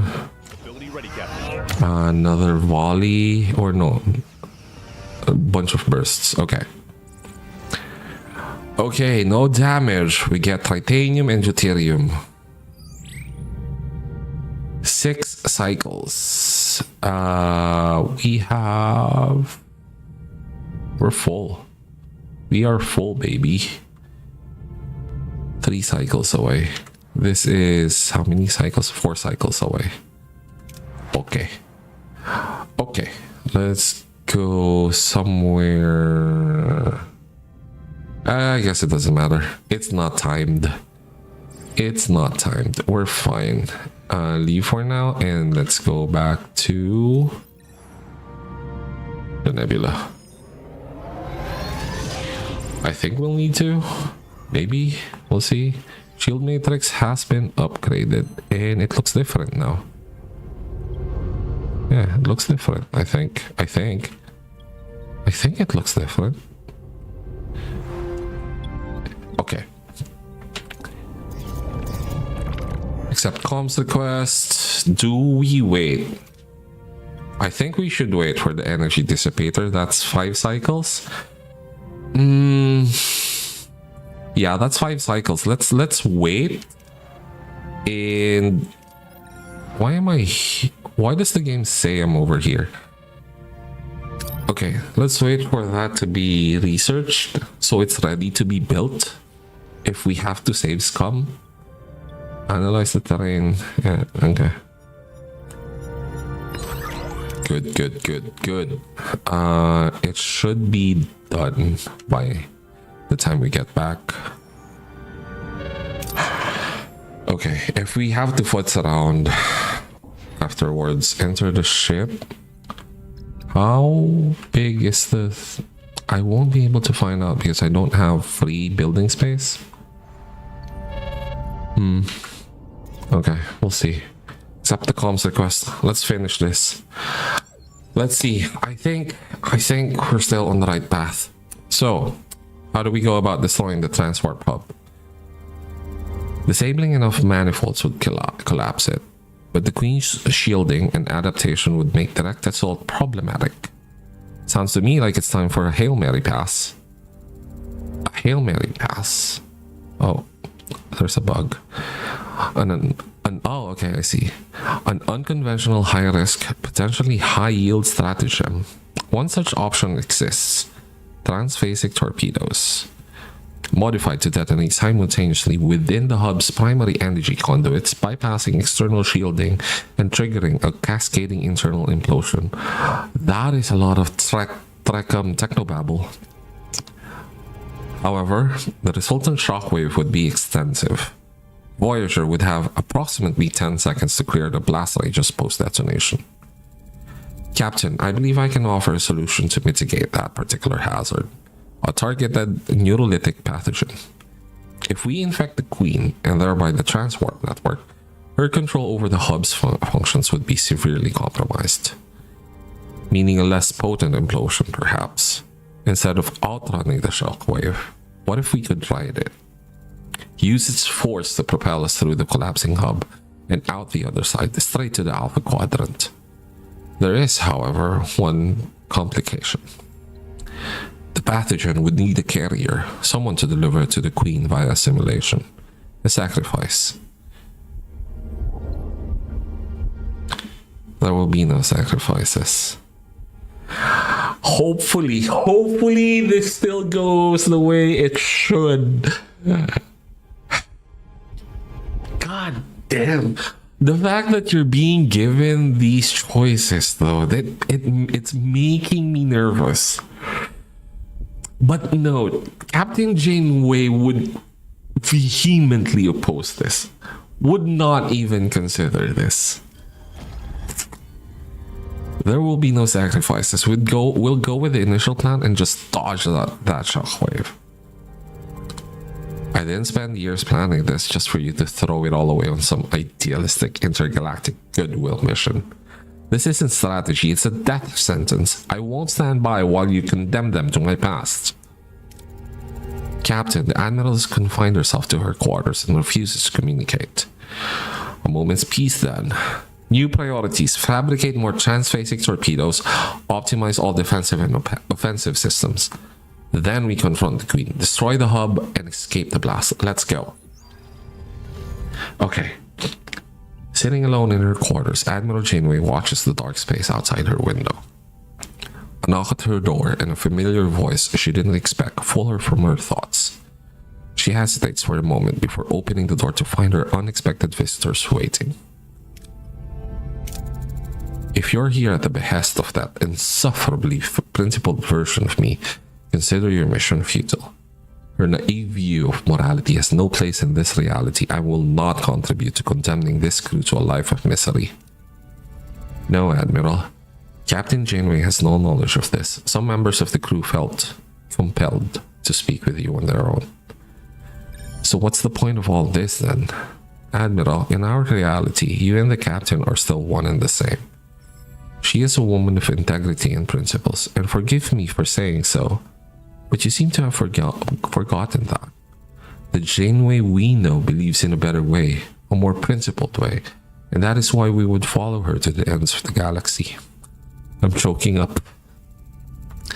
I've known you for a long time, Admiral. You stranded your crew in this quadrant to protect my people. You risked everything in Borg space for me. I am here because of you. Have you forgotten the captain who made those choices? Please, remember the woman you once were.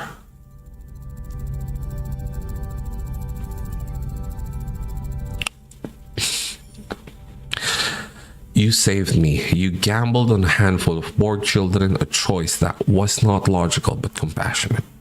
I am asking you to make that same choice again. To risk it all to stop the Borg, to save those children who have not yet had a chance at life. Ignore Pelk. Ignore Pelk.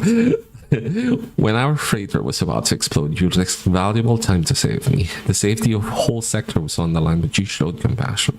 Now, when the entire galaxy is in danger, I don't see that courage. What happened to it, Admiral? Why is he wearing Lieutenant Commander bibs? I know I have no right to question you, Admiral, but your decision, it is exactly what Captain Ransom would have done. He chose to survive at any cost. He taught us to choose our principles. Don't let his path become yours. That's the lesson I learned from you. Admiral, look at us. We are all here because of you. Because you took a risk. Because you weren't afraid. Because you were a woman of courage. We need that woman now. Captain Janeway needs you. Please, help us. All of you, please, excuse me. I need to speak with the captain now. Okay. Captain, would you like to join me for a coffee? Admiral? I thought you gave it up. I've decided to revive a few of my old habits. Oh, what else besides the coffee? I will be your sacrifice. Excuse me? This pathogen strategy, I considered it in my time but refused it due to the sacrifice. I admit, after so many years I'd forgotten what family truly meant. I only saw the losses, but your crew, Catherine, the way they talk about you, how loyal they are to you.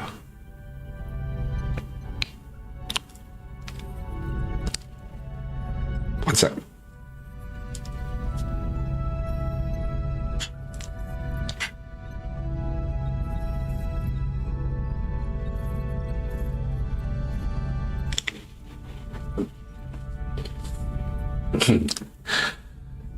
They're family.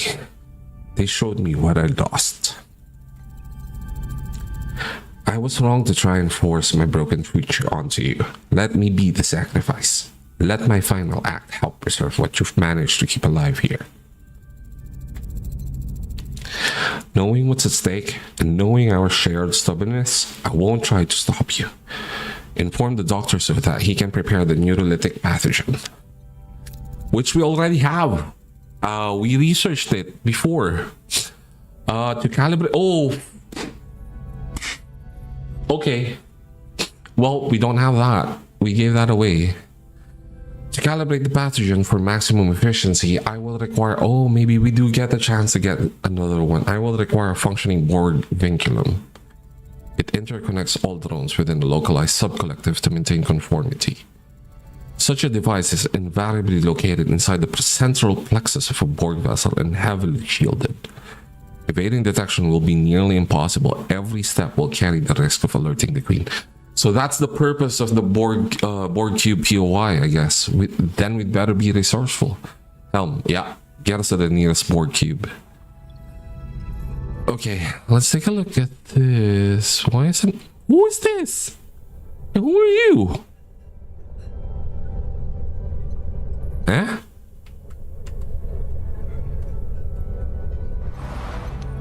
Anyway. Okay, Borg Cube. Let's go one more heist. We had Janeway 11 before. I guess we'll have Janeway 12. Send away team. Okay. We're sending to Vok. Obviously, we're sending 7. We're sending who else? Someone with... If I didn't lose the mobile emitter because of a bug in the game, I would be sending the image, but we aren't. And Kes and Neelix aren't on board. Ignore these two. Not sure why this is available. We send in Tom Paris. This should be enough. That should be fine. They're going on the Delta Flyer, which doesn't exist in the game. Captain, we've infiltrated the cube. We have to bypass their perimeter shields to reach the central plexus. Modify personal shields or tricorders to mask life signs. Administer a specialized vaccine designed to mask life signs. Synchronize with the cube's shield modulation using advanced Borg protocols. It doesn't matter. We don't care about the rewards. We just want to succeed. Okay, so we will go the optimal route. The XB uses Borg protocols to sync with the shield modulation, mimicking Borg frequencies. The shield dissolves, and the team steps through unnoticed. Captain, we've reached an intersection packed with dormant drones. One mistake will activate them. Use Borg harmonics to disable nearby alcoves. Yeah. We're just going to abuse the trait system. The XB-7 disables the alcoves in a wide radius, completely pacifying the drones. Moving through is a seamless operation. Okay, Captain, we've reached the maturation chamber. A drone patrols the area. Alerting it means a swarm. Capacitate the drone with a Vulcan death grip. It's not a death grip. Death grip. Hello? Okay. We're abusing the trait system. We need this to succeed. The Vulcan pinch is swift and precise. The drone collapses soundlessly and the team press on. Excuse me. We've reached the central plexus, but the entire area is shielded. There is one more. I guess we... either way, we're going to have to use 7. Destabilize the shield harmonics. Identify and disable key shield emitters manually. This is the less riskier of the two.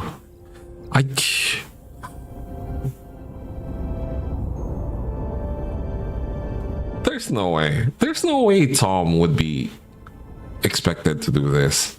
No. We'll go with the spirit of the show. So either key shield emitters manually or destabilize the shield harmonics.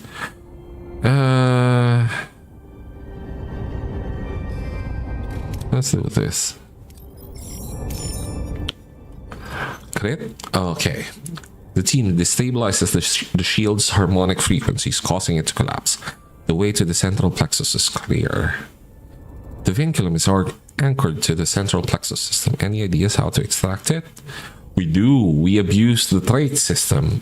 Disable security systems protecting the central plexus system.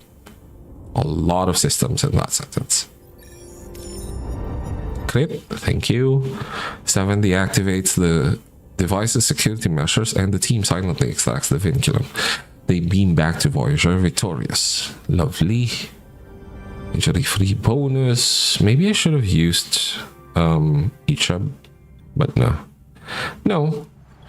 Captain Janeway wouldn't do anything as irresponsible as sending Ichab. Also, we need that mission to succeed, so we're fine. Okay, how long? 7 cycles. Futzing around the system. 8 cycles away. How far are you? 4 cycles. Okay.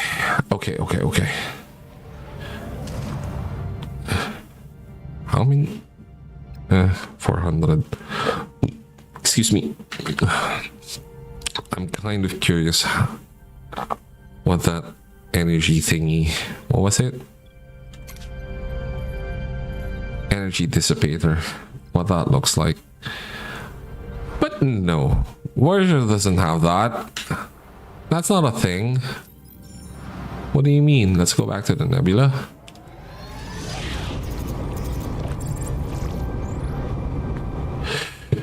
Nearly complete neurolytic pathogen. Why is it nearly complete? What's missing? Except the comms. Captain, the neurolytic pathogen is synthesized and ready for delivery. This is where my story ends, Catherine, so yours can continue. Let's not waste time. Doctor, prepare the inoculation. Once the Queen begins assimilating me, the pathogen will spread through their network rapidly.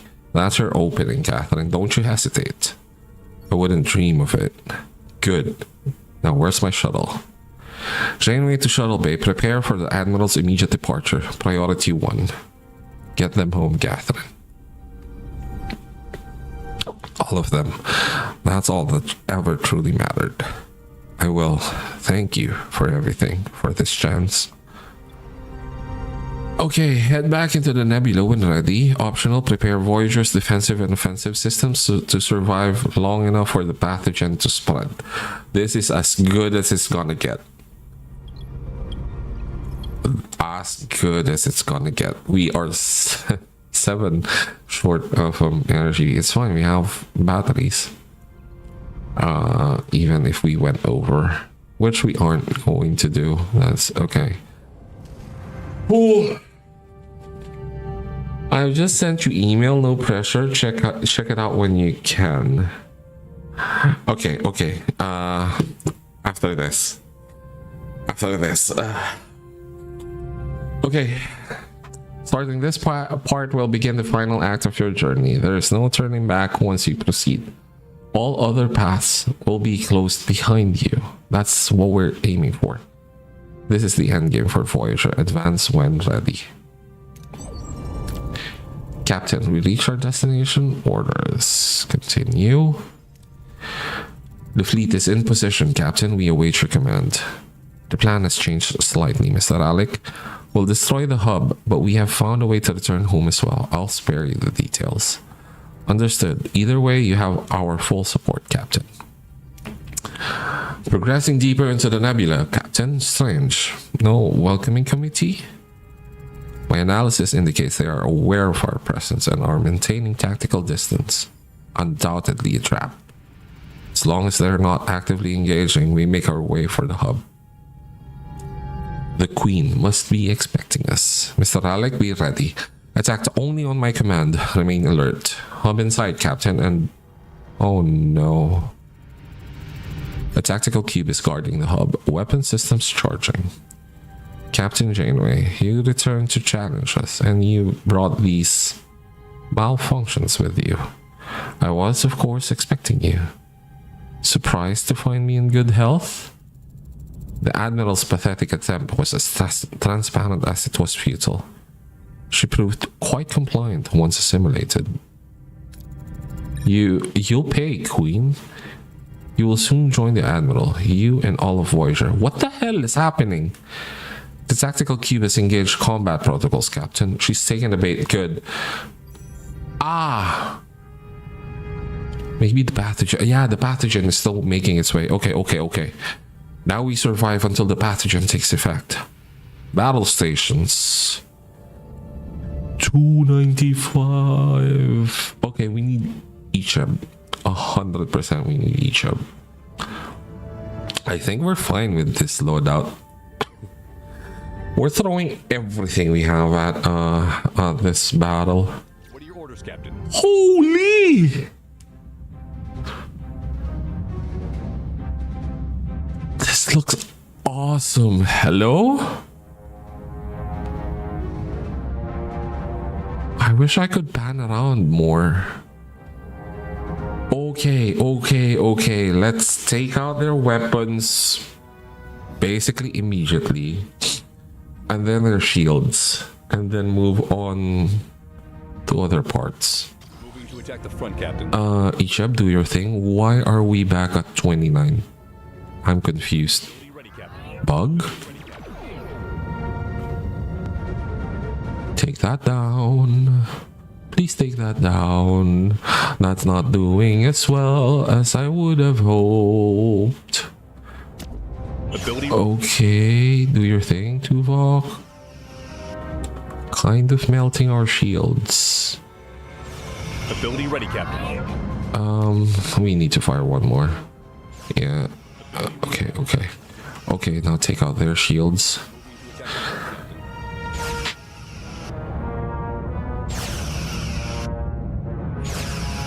And Ichab, do your thing. Why is the torpedo counter resetting? I'm confused. We're headed to the left, so let's target their weapons. On the left, we'll get there eventually. It's just this cube is so fucking huge. Oh wait, we won and no damage. Lovely, you love to see it. Lord, what have you done to us? It must be something you assimilated. This is a line of Admiral Janeway's though. Impossible. A neurolytic pathogen? Captain, the hub's primary energy signature is rapidly falling. Now, if you'll excuse us, Your Majesty, it's time to go home. You will not escape. The collective will follow. All will be assimilated. Your world will be ours. That's going to be difficult without a transwarp hub.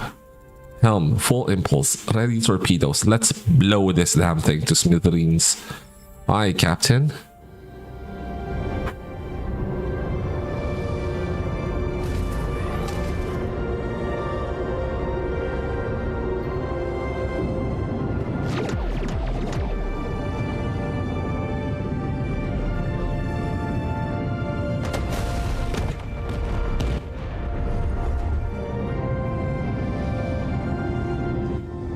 It is very nice.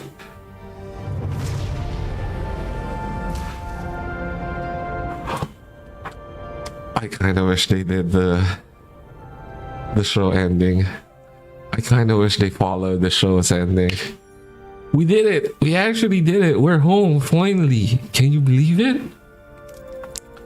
Earth. Oh, wow. It looks even more beautiful than I remember. Huh. It's smaller than I imagined, but so vibrant. What are you doing here, Doctor? We don't have your mobile emitter. It was lost because of a bug. Well, a mistake on my end. This world is so full of life. After all we've seen, it's incredible to be here. This vision, I remember it, the fleeting image from my childhood. I can't believe we actually pulled it off. Everything, we actually did it. Logic suggested a different path. To stand here now, it proves there are always new lessons to be learned. Highly satisfactory. Finally, the Alpha Quadrant. My triumphant return will undoubtedly usher in a new era of medical excellence. The accolades will be well deserved. It's everything we fought for, isn't it? Every single challenge, every sacrifice, it all led us to this moment. We did it together. Me too, I wish we got just a little more Voyager after they got home. Alright everyone, if you'll indulge your captain for one final moment before we begin our journey home.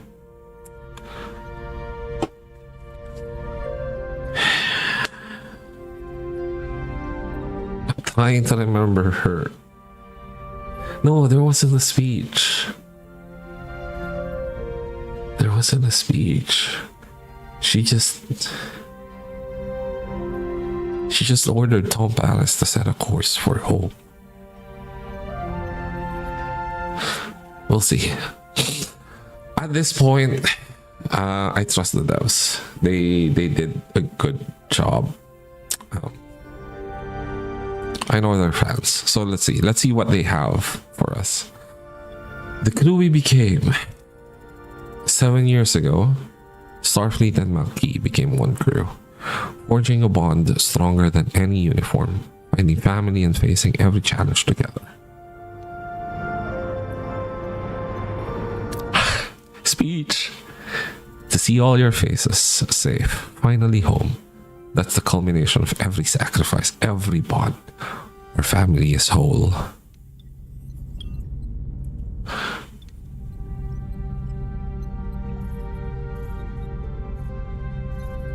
I think we end here, not reclaim our lives. I kind of want to go full whole hog with this, but like, I think this is in character. But no, let's go. Let's do this. The long wait is over. Now let's find our friends, our families, and finally live the lives we fought so hard to reclaim. Helm?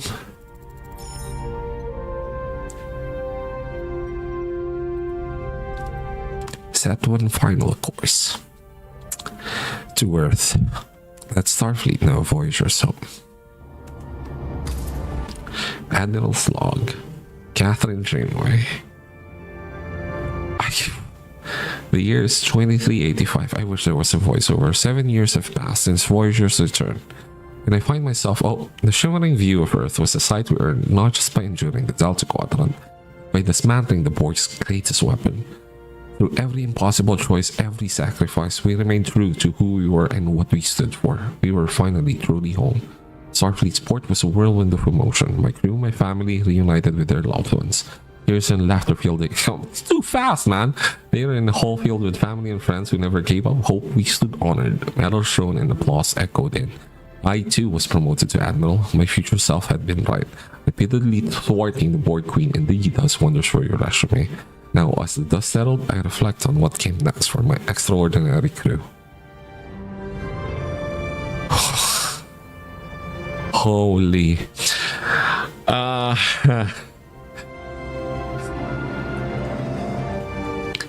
I have rewatched Voyager 7 complete times. I'm on my 8th, if I remember correctly. I'm on my 8th rewatch right now. It always gets to me. After our return, Starfleet initially harbored reservations against Seven due to her Borg past. However, seeing her undeniable genius and genuine desire to help and learn, Starfleet quickly overcame its concerns. Seven quickly became Starfleet's primary strategist against the Borg, spearheading the Anti-Borg Tactical Analysis Division, ABTAD, developing countermeasures and leading the drone reclamation. It brings me great joy to see her so fully integrated on Earth, her individuality flourishing with every new experience. She is a living testament to what a second chance can truly create. I think this is what the game's devs would have or wants for 7, not what happens eventually in Star Trek Picard. Yeah. Upon our return, well, what is your hair doing, Tuvok? Upon our return, Tuvok's degenerative illness was swiftly cured.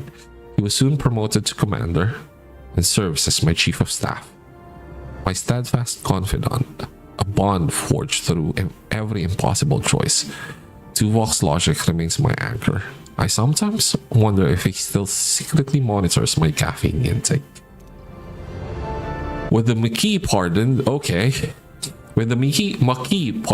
Chakotay was promoted to captain, commanding the experimental USS Protostar. His mission to fix issues from Voyager's journey led to a temporal displacement for 10 subjective years. He eventually returned, reuniting with me as I commanded Voyager 8 to rescue him. I like that it ties into the Protostar to Prodigy. Our bond remains unwavering. He's a testament to resilience and keeps my duties as Admiral interesting. No mention of Chakotay in 7. I fucking love it. Thank you, devs. When Tuvok said goodbye to...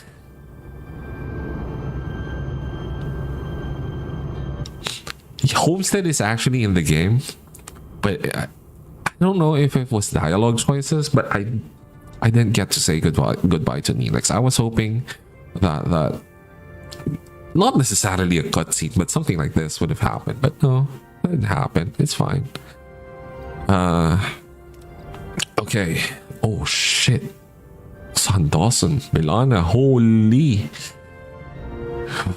Anyway, with the Maquis pardon, Milana rejoined Starfleet.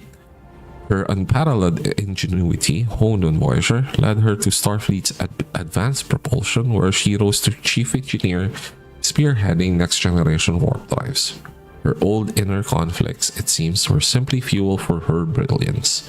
From what I've heard, she certainly keeps her team on their toes, and no, she hasn't broken anyone's nose yet. Harry Kim's unwavering Starfleet ideals and relentless perseverance finally broke the mold. After years as the universe's most dedicated ensign, his unique experience propelled him through the ranks. In just 7 years, he achieved his dream, commanding his own Intrepid class vessel. Wait, why Intrepid class? I mean, I guess it's nice, but like, why Intrepid class? What happened to the, what was it? USS Rhode Island, I think? Watching the eager ensign I once guided, now in command, fills me with immense pride. Tom's exceptional piloting skills made him Starfleet's go-to test pilot and instructor for extreme maneuvers. He regularly visits Starfleet facilities, sharing tales of our Delta Quadrant experiences. Tom clearly enjoys the attention, but I couldn't be prouder of the disciplined pilot he became. And no, he never reached Warp 10 or turned into a salamander again. We didn't even get it in the game! We didn't even get it in the game! Sometimes Trek hits me like that too. Trek always hits me like that. Okay, after our return, the Doctor became a Federation citizen, immediately resigning to champion holographic rights and won. Years later, he returned to serve as Chief Medical Officer, treated as an equal among his biological colleagues. Oh, and he discovered a talent for opera, much to the delight and occasional dismay of Starfleet Medical. Neelix, ever the morale officer, brought a taste of the Delta Quadrant home, opening a wildly popular fusion restaurant. Beyond his culinary success, he became an invaluable, empathetic listener for those of us struggling with trauma and adjustment to Earth. I often visit his establishment, grateful for his warmth. Though I still approach his Leola roots too with caution, I'm glad he found his calling. On Earth, Cass immediately dedicated her empathetic spirit to healing centers, aiding those with profound psychological trauma. Her short 7-year lifespan concluded swiftly. I will always remember her boundless curiosity and her eagerness to learn. Knowing she saw some wonders of our world still brings a gentle smile to my face. Pelk established a profitable private enterprise in a Federation colony specializing in hazardous waste disposal. It's a testament to how even unlikely skills from the Delta Quadrant find valuable application in a new life. Pelk, when given the opportunity during the storyline, I actually refused to recruit him. But then after the storyline concluded, the game was like, no, you'll have Pelk anyway. So Marla Gilmore joined Starfleet R&D's ethical oversight, dedicated to preventing tech misuse. It's her personal atonement for the Equinox tragedy. Seeing her channel her past into crucial vigilance fills me with profound respect.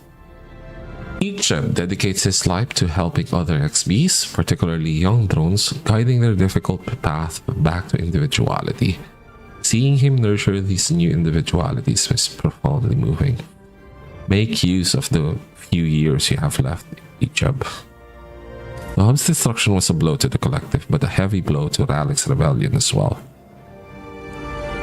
First, we only heard from them on occasion, a small voice in the vastness of space. Now that voice has become a chorus. We hear of their successes, their victories, and the hope they've brought to the galaxy. But a small part of me will always wonder, could we have done more? Oh, canon. I unlocked canon. Hold on, let me... Okay, so I did get only 38, right? I did get that. I got Welcome Home Voyager, destroy the Transwarp hub, and get Voyager back home, just like I remembered it. And canon, reach Earth with Tom Paris, Harry Kim, Chakotay, Tuvok, Milana Torres, the Doctor, 7, Icheb. Okay, let's go back to the game. They say the journey matters more than the destination. For Voyager, an odyssey of family and sacrifice, this was profoundly true. We honor those who gave everything for this journey. Their names may now be carved in stone, but their legacy, an eternal flame of courage and sacrifice, lives on in the heart of every soul who returned home, always. Yet even now I wonder, if I could turn back time, make different choices, could I have saved more of those we lost? I may never know. But standing here on solid ground, my crew safe, I find a quiet peace in what we accomplished. End log.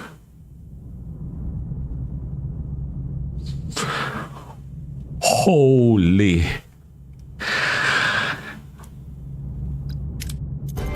Okay. That was 30 hours.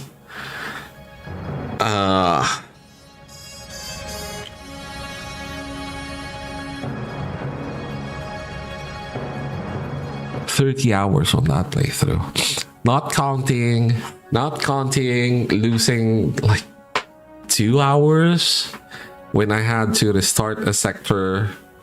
I forget now why I did that.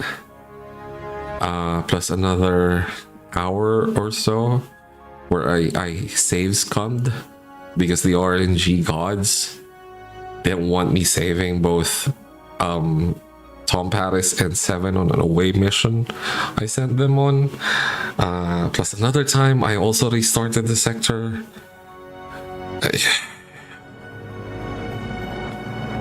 Anyway. Wait, sorry, Space Ninja. You said you sent an email. Which email address did you send it to? Anyway, what was I saying? What else was I saying? That concludes our canon-ish playthrough of Star Trek Voyager Across the Unknown. Obviously, I fucking love it. No surprise, being a fanboy. We do have another playthrough baking in the oven. This is going to be the Warship Voyager playthrough. It's going to have to wait though, because I'm flying out to Canada in a few days time and I still have a bunch of packing to do. But we will get to this for sure. I'm going to have to think up of other... I don't think I'm going to be at a loss for playthrough ideas. Wow, as one fan to another, I really like you, though I feel the same. Well, thank you. Appreciate that. The email in your YouTube description. Okay. I'll check that in a bit. I really appreciate that. But yeah, as I was saying, I don't think we're going to be running out of playthrough ideas anytime soon. And this is obviously a game I'm going to be playing either on stream or offline years later. The same way I rewatch Voyager every few months, or no, not every few months, but like at least once a year, basically. More or less. So yeah, this is well worth what the devs are asking for it, in my opinion. Even with the day one DLC, especially if they come out with a DLC putting the Delta Flyer in. Devs, just give us the Delta Flyer. Like, give us, I don't know, how do we, ideas. Maybe there are POIs that require a shuttle. So make it so that if you have the Delta Flyer, maybe you get like a lower danger risk or a higher chance of success, or better rewards from the POI. Right? And maybe having the Delta Flyer unlocks dialogue paths. I don't know. I'm not even asking for Alice. Although I would fucking love Alice in this game. I would love to have Alice available, but then it doesn't make sense for canon, right? But I would love Alice. I loved Alice. I named my first car Alice. I'm not even kidding. My first car, a 1983 Mitsubishi Lancer. We call it the box type, a Lancer SL. I named that car Alice. And every other car or every other vehicle, except for my motorcycle, every other vehicle I've ever known ends with the name or with the suffix is. So now my car currently is called Eunice. I want Alice. I want Pathfinder. I don't know how you're going to incorporate it into the game structure, because I understand it doesn't really add to like the narrative of the game, but I want Pathfinder. Give me Reginald Barkley. Give me Barkley. What else? What else am I missing? That's basically it. I love the fact that the game, you know, I don't like how they treat the Narapel. Alice, 100%. I love that episode because it's a Tom Paris episode. They did the Narapel, the Vidian scientist, doctor, the EMH's first love interest. They did her dirty. Give me a chance to recruit, I forget his name, but the astronaut in from the planet with the tachyon core. That's, you know, that is on a different time spectrum or whatever. I forget what the technobabble is. Give us a chance to recruit that guy. I love the fact that Telegram Moore, the Romulan from 20 years in Voyager's past, is someone that you can recruit. I love that. I love the fact that you can have a Herogen. I love everything. I love everything basically except for what they did to the Narapel. And the fact that the Delta Flyer is not here, or that Pathfinder isn't available in the game. But I'm geeking out. I love what they did with the model. Look at the attention to detail. I have a 7-year-old laptop, so it can't really support this. But if I take it to medium, out of medium to epic, everything went epic. Like, look at the model of the ship, right? I could watch Robert Picardo silently do desk paperwork. I know my handle is Tom Paris but it's because I identify with him. I wouldn't say that I'm a fan of Tom Paris, although I kind of have to be, right? A little bit of narcissism, I guess. But beyond Tom Paris, I would say I'm a huge EMH fan. I think, and I guess there is. Hold on, let me move to this. I know that there are Trek fans who aren't thrilled, especially even in the cast, right?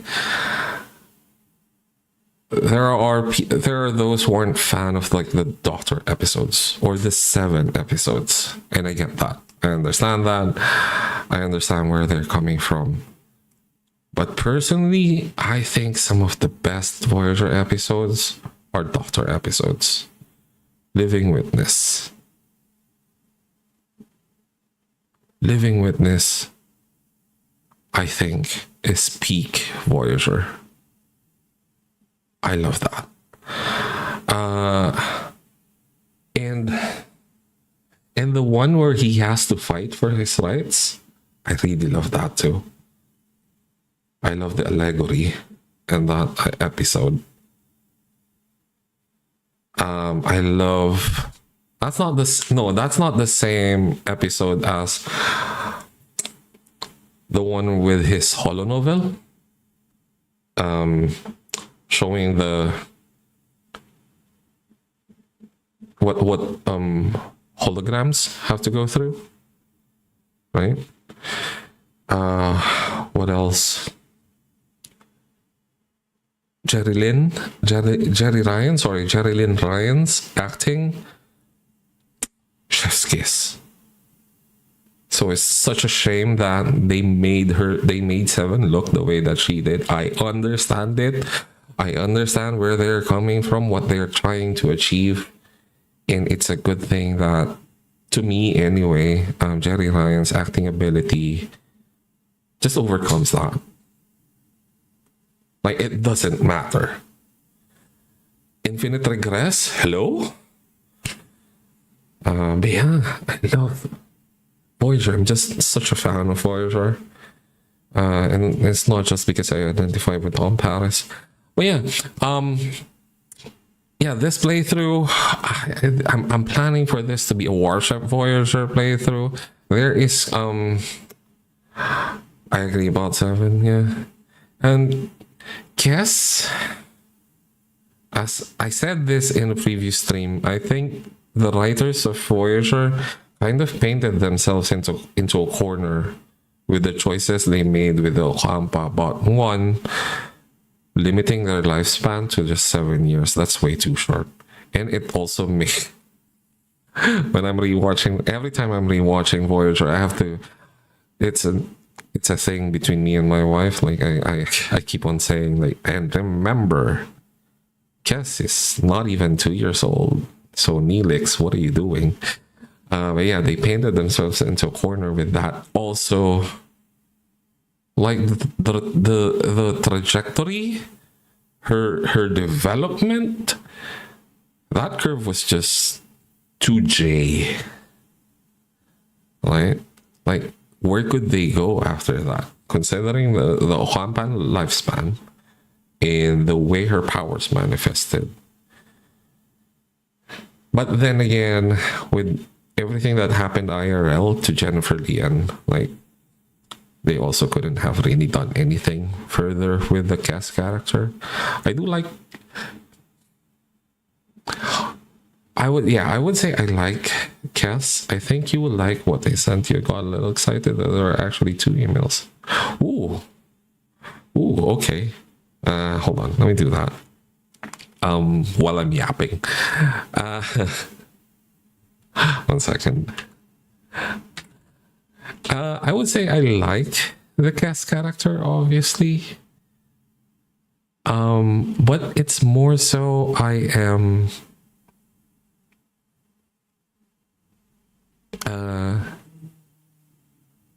indebted to her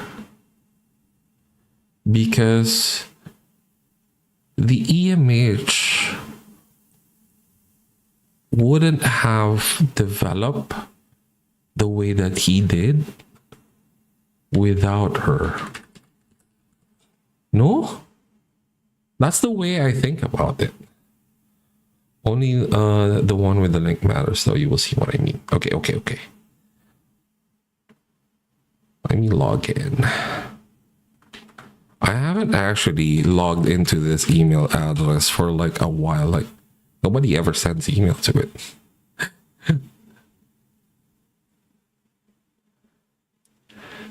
Okay.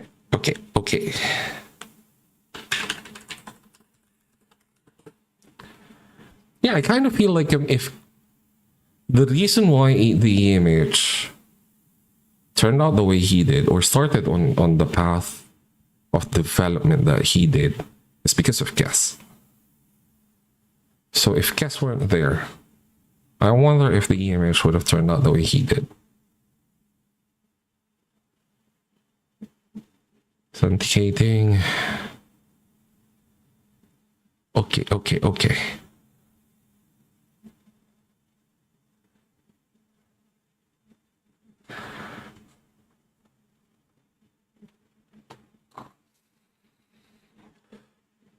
Oh, it's also nice. The fact that you could recruit the human Belana and the Klingon Belana.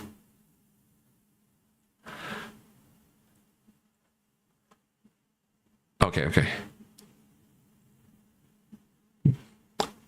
You could have just asked this in chat. That would have been fine. May I mention my STO episodes in your chat? Sure. Go ahead. Like YouTube links? Yeah. I would love for you to check out what I do. No, yeah, that wasn't out of line. That's fine.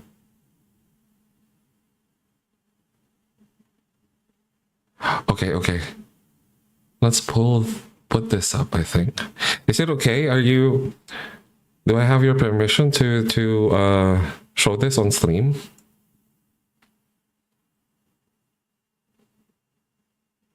If yes, I would like to watch this on stream. Where's my browser?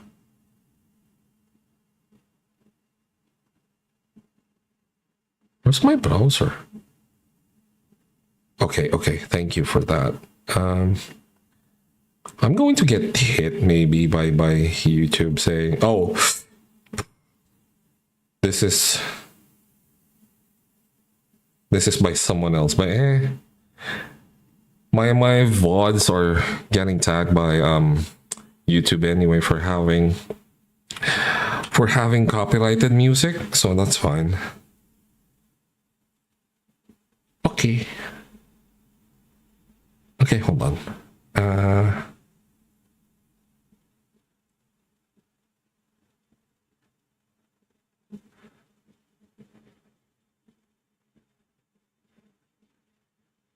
Why is it not showing? Okay, I have to turn it on actually. 1 second. It has to be visible. I'm not logged in for this. Oh, you have the same the same splash screen. Hold on. Where do I have my monitor output? Okay, we're maxed out. I think I have it here. I have it in my headphones. Let me put this on. Oh, wrong way. Your nebula. Because of the Tholian activity in that area, we're concerned that they may be attempting to open. Oh, it's not monitored. Hold on. Sorry. Properties. Control. Yeah, control audio. Should be showing. Ah, I see it.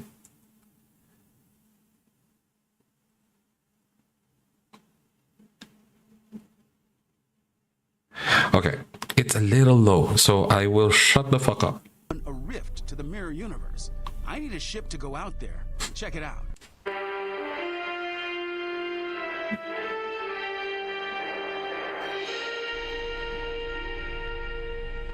Personal log, Russell Nash. It has been almost a year since the end of the Iconian War. Starfleet estimates we've managed to rebuild about 80% of the fleet. We have refit the ship into a whole new design class, and I've appointed Commander Tim as my new first officer. We've spent the last 2 weeks at Starbase 24 enjoying some well-earned shore leave.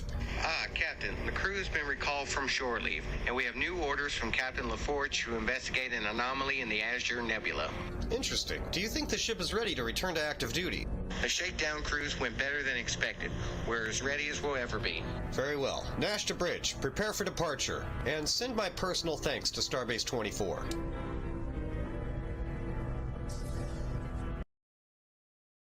Wait. So, you're basically, correct me if I'm wrong, but you're basically creating your own show using STO? Is that what's going on? If I click full screen here, will it show? Yeah, it shows full screen on stream as well.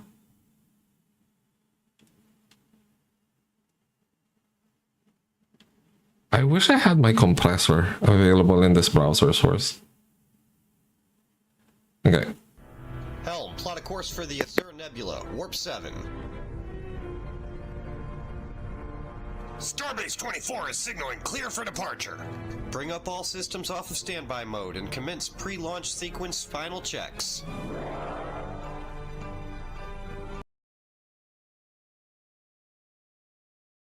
I have so much fun making these. Okay. That's the neocony, no? Yeah, it's the neocony. Or wait, not the neocony. Well, now it's the neocony.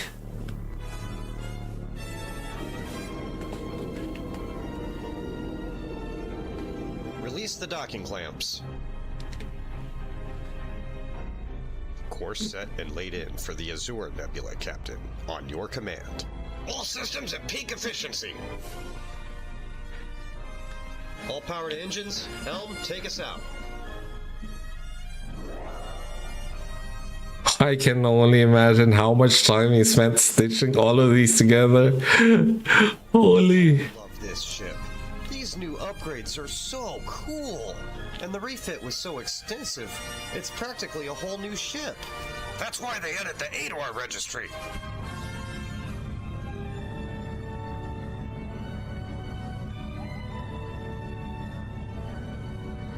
The refit is actually. Tim Ross, how are you settling into your new first officer position? It's good, except What is it? I just Hold on, are you doing all of the voices yourself? can't stand my roommate snoring. What, roommate? Why weren't you assigned an officer's cabin? I was, but when I walked in, it was full of junk and parts and stuff. And rocks. Floor to ceiling. What? That's really weird. What was all that miscellaneous stuff doing inside an unoccupied officer's cabin? Well, it wouldn't all fit in my room. What else was I gonna do with it? Wait, you mean all that stuff is yours? Scavrin, why? Well, you never know when something might come in handy for the next time you expect me to pull off a miracle. So Scavrin offered me a place in his cabin until he clears that stuff out. Oh, About 100 hours per episode. Yeah, that tracks. That tracks. one that's been keeping you up with his snoring. Scavrin, I want Commander Ross's room cleaned out yesterday. You hear me? Thanks, Captain. I don't think I could take another night of his snoring.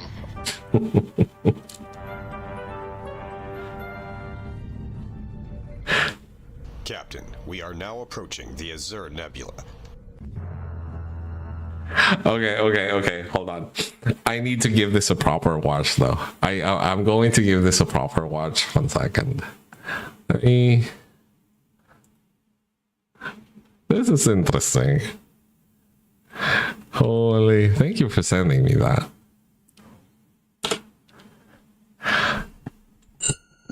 Oh, that's entirely too loud.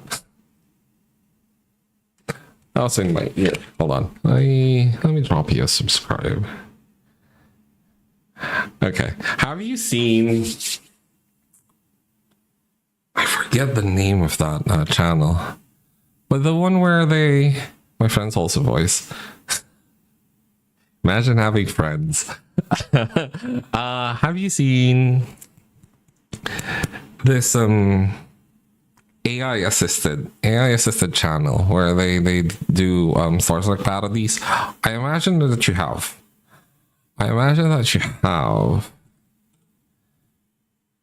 But yeah, they're extremely funny. They're extremely funny. I love that channel. Let me see if I can look that up. Net Dystopia Music. Net Dystopia Music. This video came out.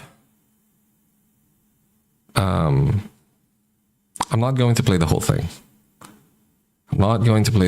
But this video came out around the time Star Trek Voyager Across the Unknown came out. Yeah, they are good. Okay, so you know what I'm talking about. But yeah. And they have to be fans, right? You have to imagine they're fans. They wouldn't have been able to poke fun at Star Trek the way that they do if they're not fans. Yeah. Anyway, you should go get this game. I know you said that you put too much time into STO. You should still get this game. Like, think of it as a palate cleanser. Like, although yeah, I get where you're coming from. You already enjoy making up your own stories and using SEO to do it. Think of it as having constraints put around your storytelling. It's like having a storytelling framework, I guess. So you can do that as well, right? Okay. As I said, Jesus, I'm still leaning over the ending, even though I know exactly how it's going to go. Well, not exactly, almost exactly, because I planned it to go that way. And yeah, it's based on the show itself. but I'm still in the throes of emotional turbulence. Like this is taking me back. Might wait and see if the price comes down. Fair enough. Being familiar with emo songs from the era, as though, you know, I didn't actually live through those times. The first time around. But yeah, this is basically 25 years ago. I am doing enjoying Star Trek Voyager all over again, reliving Star Trek Voyager.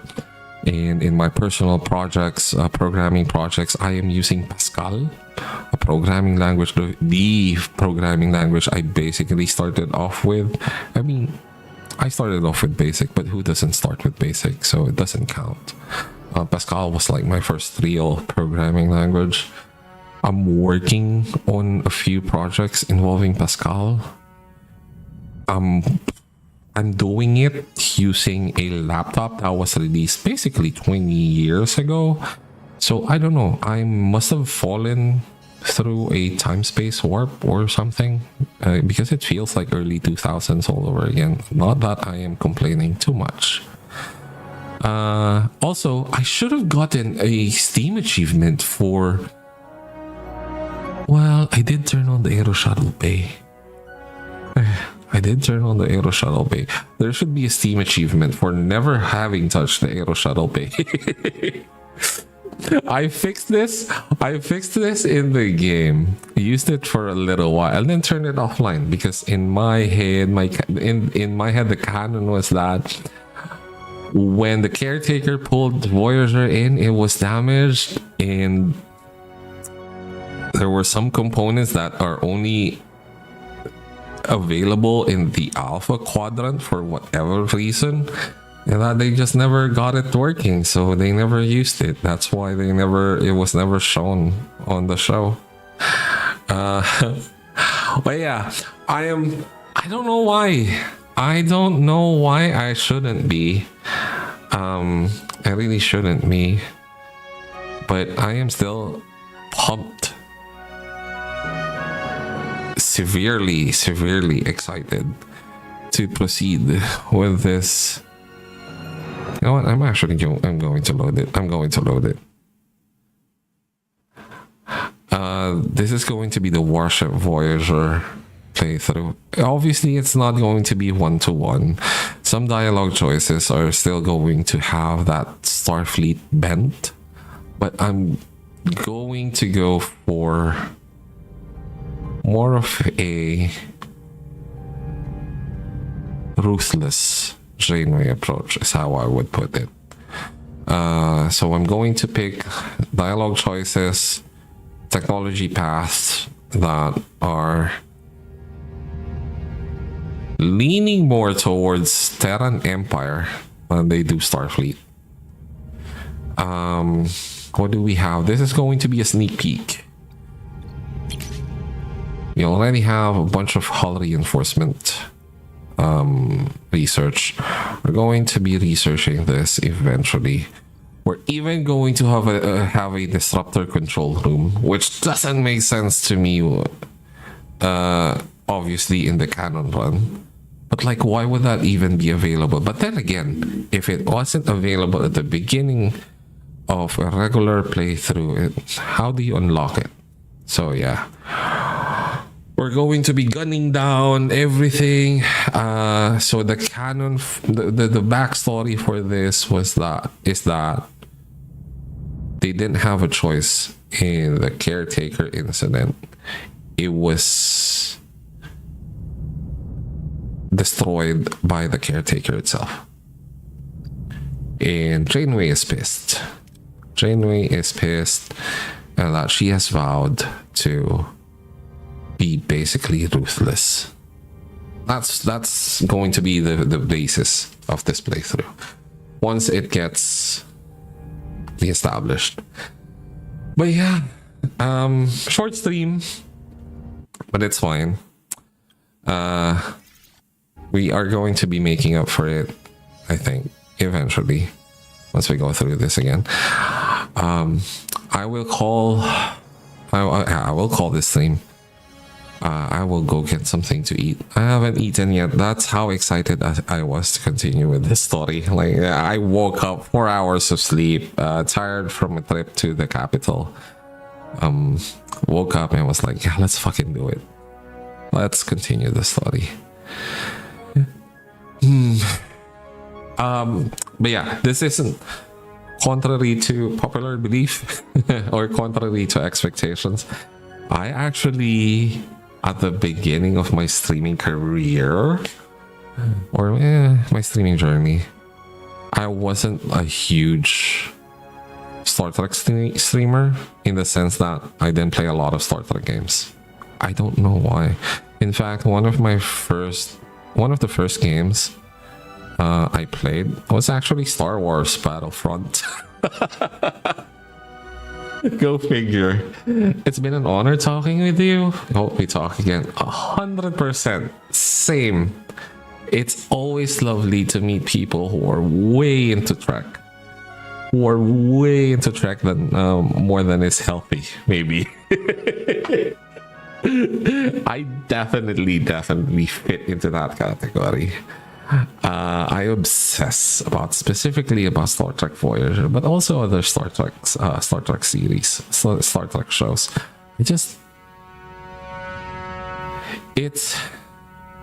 Let me put it this way: it's kind of disappointing or disheartening. Let's use that word. It's kind of disheartening that it feels as though we're kind of trending towards more of a cyberpunk future than we are a Star Trek future. Right? Well, yeah, it's kind of disheartening that we're headed. It feels like we're headed, if we're not already there. I think some days I think we're already there. We're more in a more cyberpunkish future than we are in a Star Trek Voyager future. But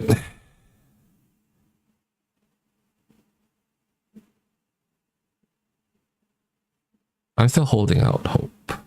We'll see. I don't know what the future, obviously, I don't know what the future holds. And there's only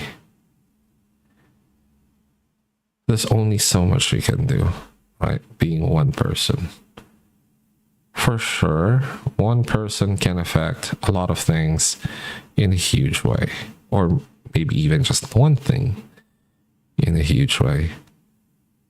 But still, sometimes reality just hits you in the face, and you kind of have to take your lumps.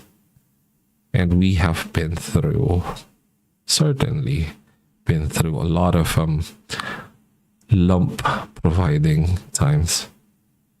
You have to have faith. AI scares the crap out of me, for sure.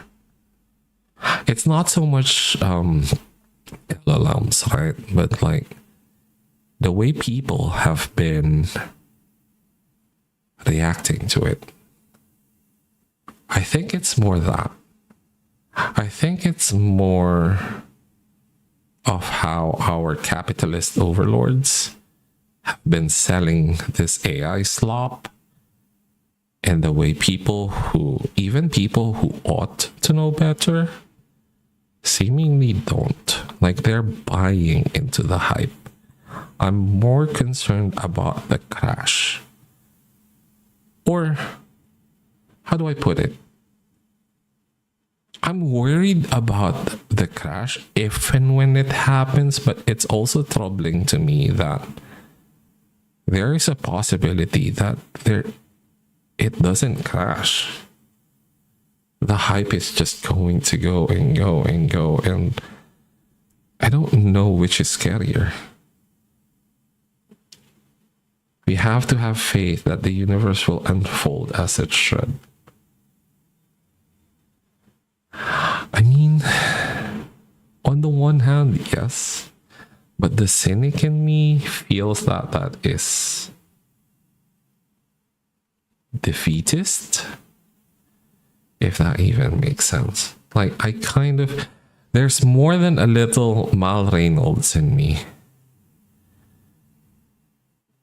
that which is why I'm an atheist. Like, I don't like the idea of handing the reins over to someone else and acknowledging, I guess, part of the spirit of that code. Makes it feel like that's going to be what's required of me. And I don't like it. I don't like the idea of handing the reins over to someone else. Maybe it's the control freak in me. Maybe it's this ace pilot, starship pilot in me. I don't know. Maybe. Anyway, I might have been yapping for longer than I have actually been playing. That tends to happen. Sorry. Man, I get you. It's why I love the Trek family. Yeah. It's not just... The way I see it, it's a view towards what's possible, what we should aspire to. But so it's kind of disheartening that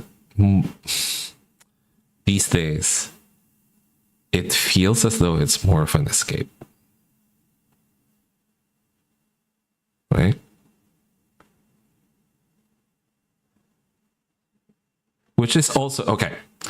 Don't take this the wrong way, but it's also kind of why I didn't latch onto STO immediately, because I get that they needed to do that. I get that they needed to have an ongoing war, just conflict after conflict for gameplay reasons. I get that. But it also felt that it was running contrary to what Trek is all about for me. Like, it makes me sad. The idea that there is a Star Trek timeline where it's just war after war, conflict after conflict. I do have an STO account though. I will say it did not, that reservation did not keep me from, I swore I would never get hooked on an MMO. That's another consideration. ADHD and MMOs, not a fun combination. Good thing I didn't get hooked for way too long though. Although something did happen that kind of a friend of mine who basically the one who kind of pushed me to pass that final hurdle and got me into STO. He passed away a couple of years back, and I just kind of like, yeah, maybe I'll hold off on playing STO. And yeah, that's what happened. I haven't touched STO in a little while. So I'm close to the platinum trophy now. Is it okay if I ask by your estimate how much you have spent on the game? I haven't spent anything in the game yet, but I'm so sorry for your loss. Thank you. And also, it's not fun that he passed away shortly after a family member was murdered. So I was like, yeah. If you check on Twitch, actually, you'll see a lot of, if not most, of my VODs, or highlights are actually of a game called SnowRunner. If Pommy were here, he would be sighing so deeply. Pommy is another friend from Twitch. But yeah, he would be sighing so deeply at the mention of SnowRunner. But yeah, if you go to my Twitch channel, you'll see a lot of my highlights. That's actually my primary game, SnowRunner. That's also a game that, like, I kind of put on hold because Leo, my friend who passed away, And I played SnowRunner like a lot. So yeah, this isn't primarily a Trek channel. I did do a playthrough of Star Trek Voyager Elite Force, which I finally managed to get. I think it was a year ago or so.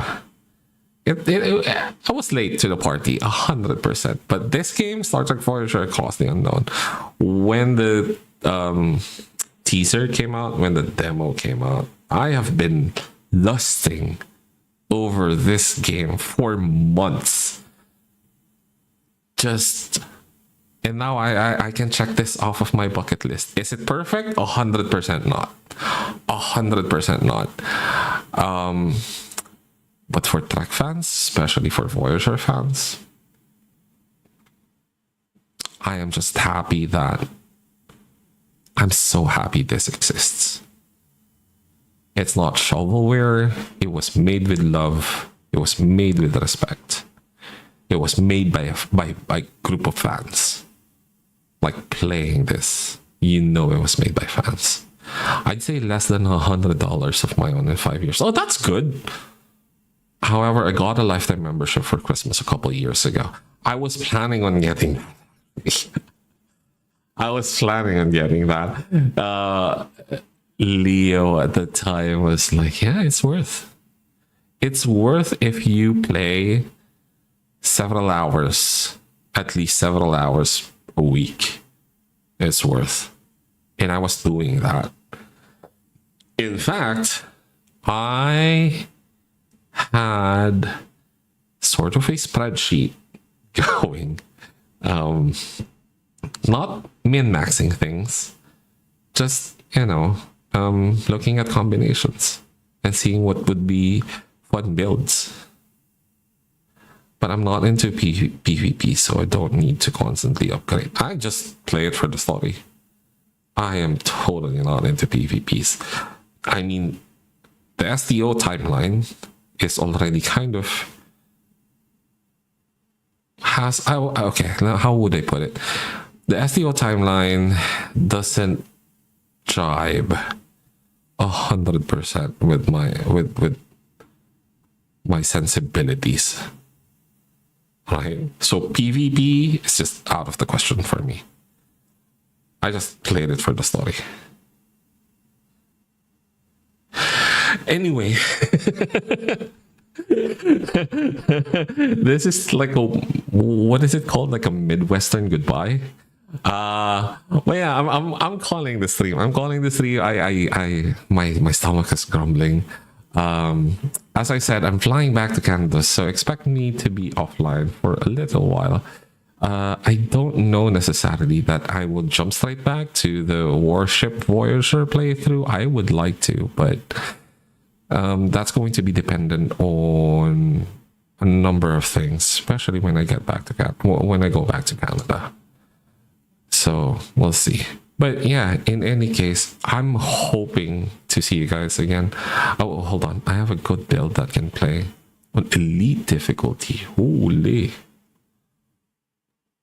I don't think I'll ever play at that difficulty.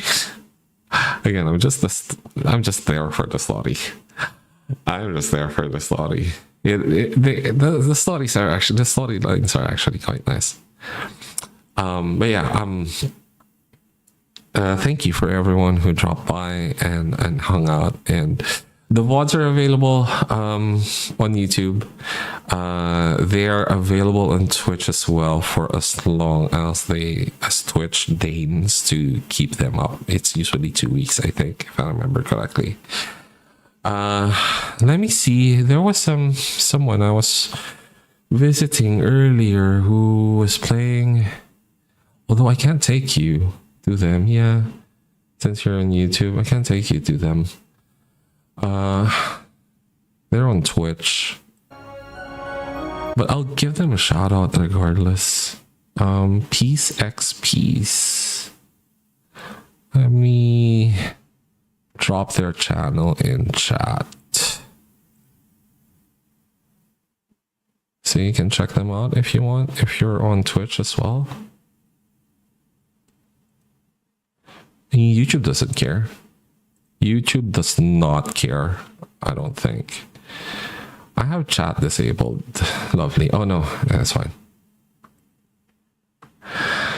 Okay. You might want to look into that channel as well. On Twitch. You don't have to be subscribed or anything. I think you can watch them. Fine. Yeah, peace and long life, live long and prosper. We will stay in touch. I've subscribed to your channel. And yeah. Until then though, I hope you guys have a great rest of your day. And hopefully I will see you soon. Okay. Until then, I am signing off and I will leave you with the Voyager music. Thank you so much. It was lovely meeting you.